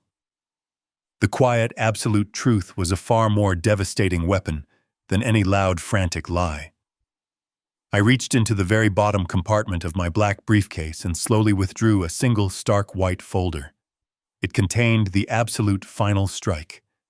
I held the pristine white document high in the air, ensuring everyone in the room could clearly see the heavy black text printed across the top of the page. The silence in the courtroom became absolute. It was a heavy, suffocating stillness, completely devoid of any movement or sound save for the frantic, ragged breathing of my terrified daughter. I looked directly into Victoria's panicked, tear-filled eyes. My voice was low, but it resonated with a chilling, echoing finality that seemed to drop the temperature in the entire room by 10 degrees. "Am I insane, Victoria?" I asked softly, the question cutting through the heavy air like a razor-sharp blade. "Am I completely delusional for discovering that my own biological daughter legally authorized my murder to quickly pay off her husband's violent gambling debts? I tossed the stark white document onto the polished table right in front of her trembling hands. It was the forged medical proxy and the legally binding "do not resuscitate" order she had secretly submitted to the regional hospital network. I turned back to face the pale, trembling judge, my voice rising once again to fill the grand courtroom. The petitioner did not bring me here today to compassionately secure my safety or manage my simple utility bills. Your Honor, I declared, my tone ringing with absolute, undeniable conviction. She brought me here to finalize a hostile takeover of my 50-acre farm, which was recently valued at $30 million due to a classified state infrastructure project. She actively planned to force the sale of my sacred land, collect the massive government payout, and instantly satisfy the violent cartel holding a loaded gun to her husband's head. And if that lengthy legal process took too long, this forged advance directive ensured that a simple, fatal slip of poison into my morning coffee would appear entirely natural, and the attending paramedics would be legally barred from saving my life. Victoria stared down at the forged DNR order resting on the table before her. She was completely paralyzed, unable to formulate a single cohesive thought. She had constructed an elaborate, highly calculated maze of deception and betrayal, and I had just detonated a massive bomb perfectly in the center of it, destroying every single wall she had carefully built. The annihilation of her criminal empire was absolute, devastating, and entirely complete. The sheer weight of the evidence crushed whatever remaining hope Derek had harbored. Panic, raw and unadulterated, finally broke through his paralyzed stupor.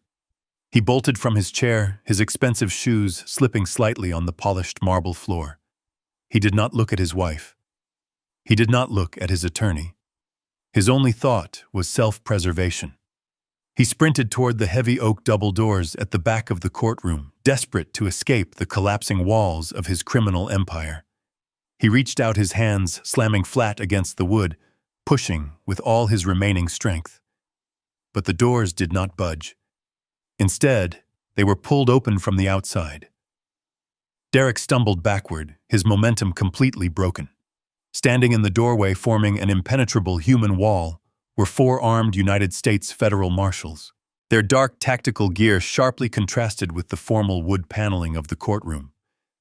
Benjamin Carter had done his job flawlessly.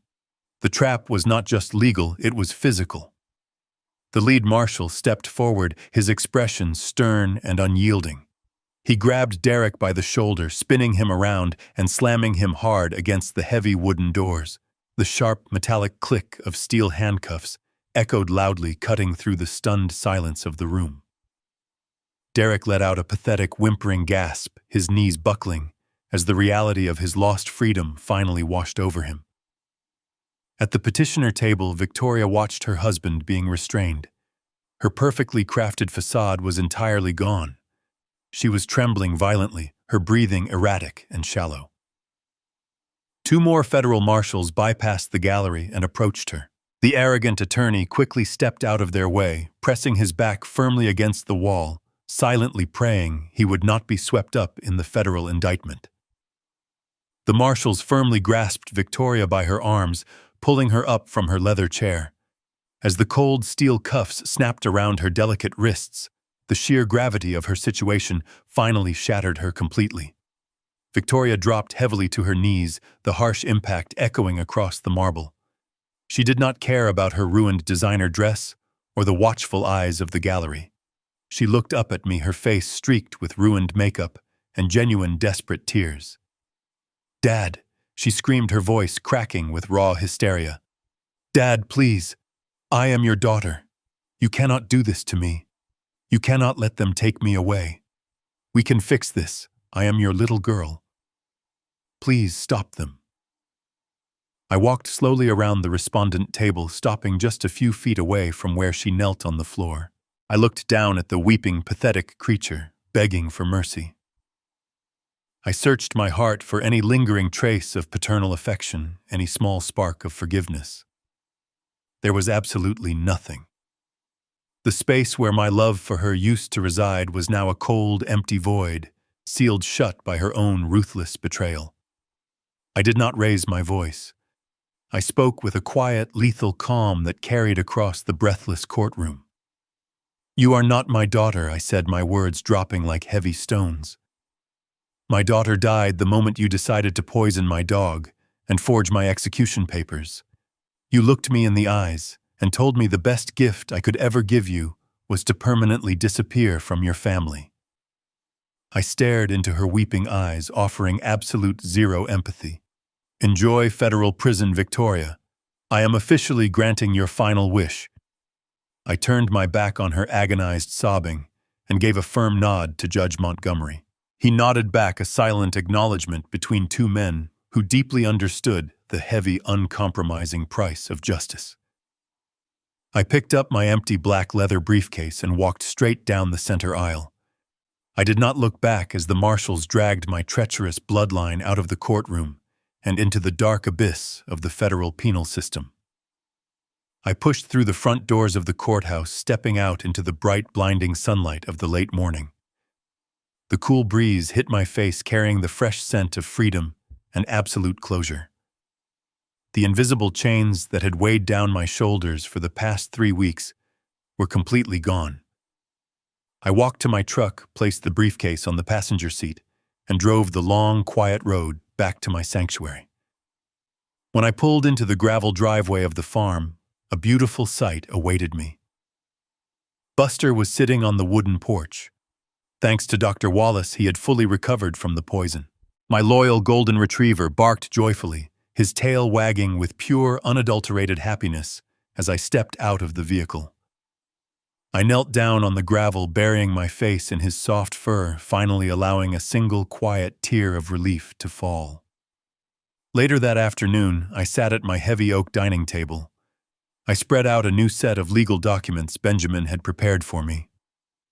I picked up my favorite fountain pen and signed my name with strong, deliberate strokes. I officially transferred the entire 50-acre property, all $30 million of its appraised value, into an irrevocable, untouchable wildlife trust in Patty's name. No greedy developer, no corrupt politician, and certainly no treacherous family member would ever be able to lay a single finger on this sacred earth. It belonged to nature and to my wife's beautiful memory for the rest of time. I carried a steaming hot cup of dark roast coffee out to the rustic front wooden porch. I sat down in my wooden rocking chair, listening to the gentle rustle of the wind blowing through the ancient oak trees. Buster rested his heavy golden head gently upon my worn leather boots. The war was over. The monsters were locked away. I took a slow sip of my coffee, looking out over the endless green pastures, and for the first time in years, I was completely and truly at peace. If this harrowing story of ultimate betrayal teaches us anything, it is that absolute greed can blind even the people we trust the most. Blood does not automatically guarantee loyalty, and family ties should never be a shield for malicious abuse. True love and respect are earned through consistent actions, not demanded through entitlement. When someone shows you they value money over your well-being, believe them the first time. Setting firm, uncompromising boundaries is not an act of cruelty. It is the highest form of self-respect. Never let anyone, even family, manipulate you into becoming a silent victim. If you found strength in this story, please hit that subscribe button and tell me your thoughts in the comments below. 야, 내가 양말 풀게 그냥. 이거 내 손이야. 아, 그 내 손이라고. 야, 씨. 야! 빨리 풀어. 야, 빨리 풀어. 야, 쟤 나와서 힘들어서 안 돼. 언니가 잘한다고. 야, 니들 빨리 풀어. 근데 언니 잡아 여기. 이거 잡아. 안 돼. 안 돼. TV가 여기서 좀 하면 안 돼. 죄송합니다. 네네네. 하면 안 되는 놔주지 마. 조심. 이제 눈이 아직 보라팀 잡으시면 됩니다. 네네. 풀었어? 풀었어? 나이스. 아니 일로 들어왔는데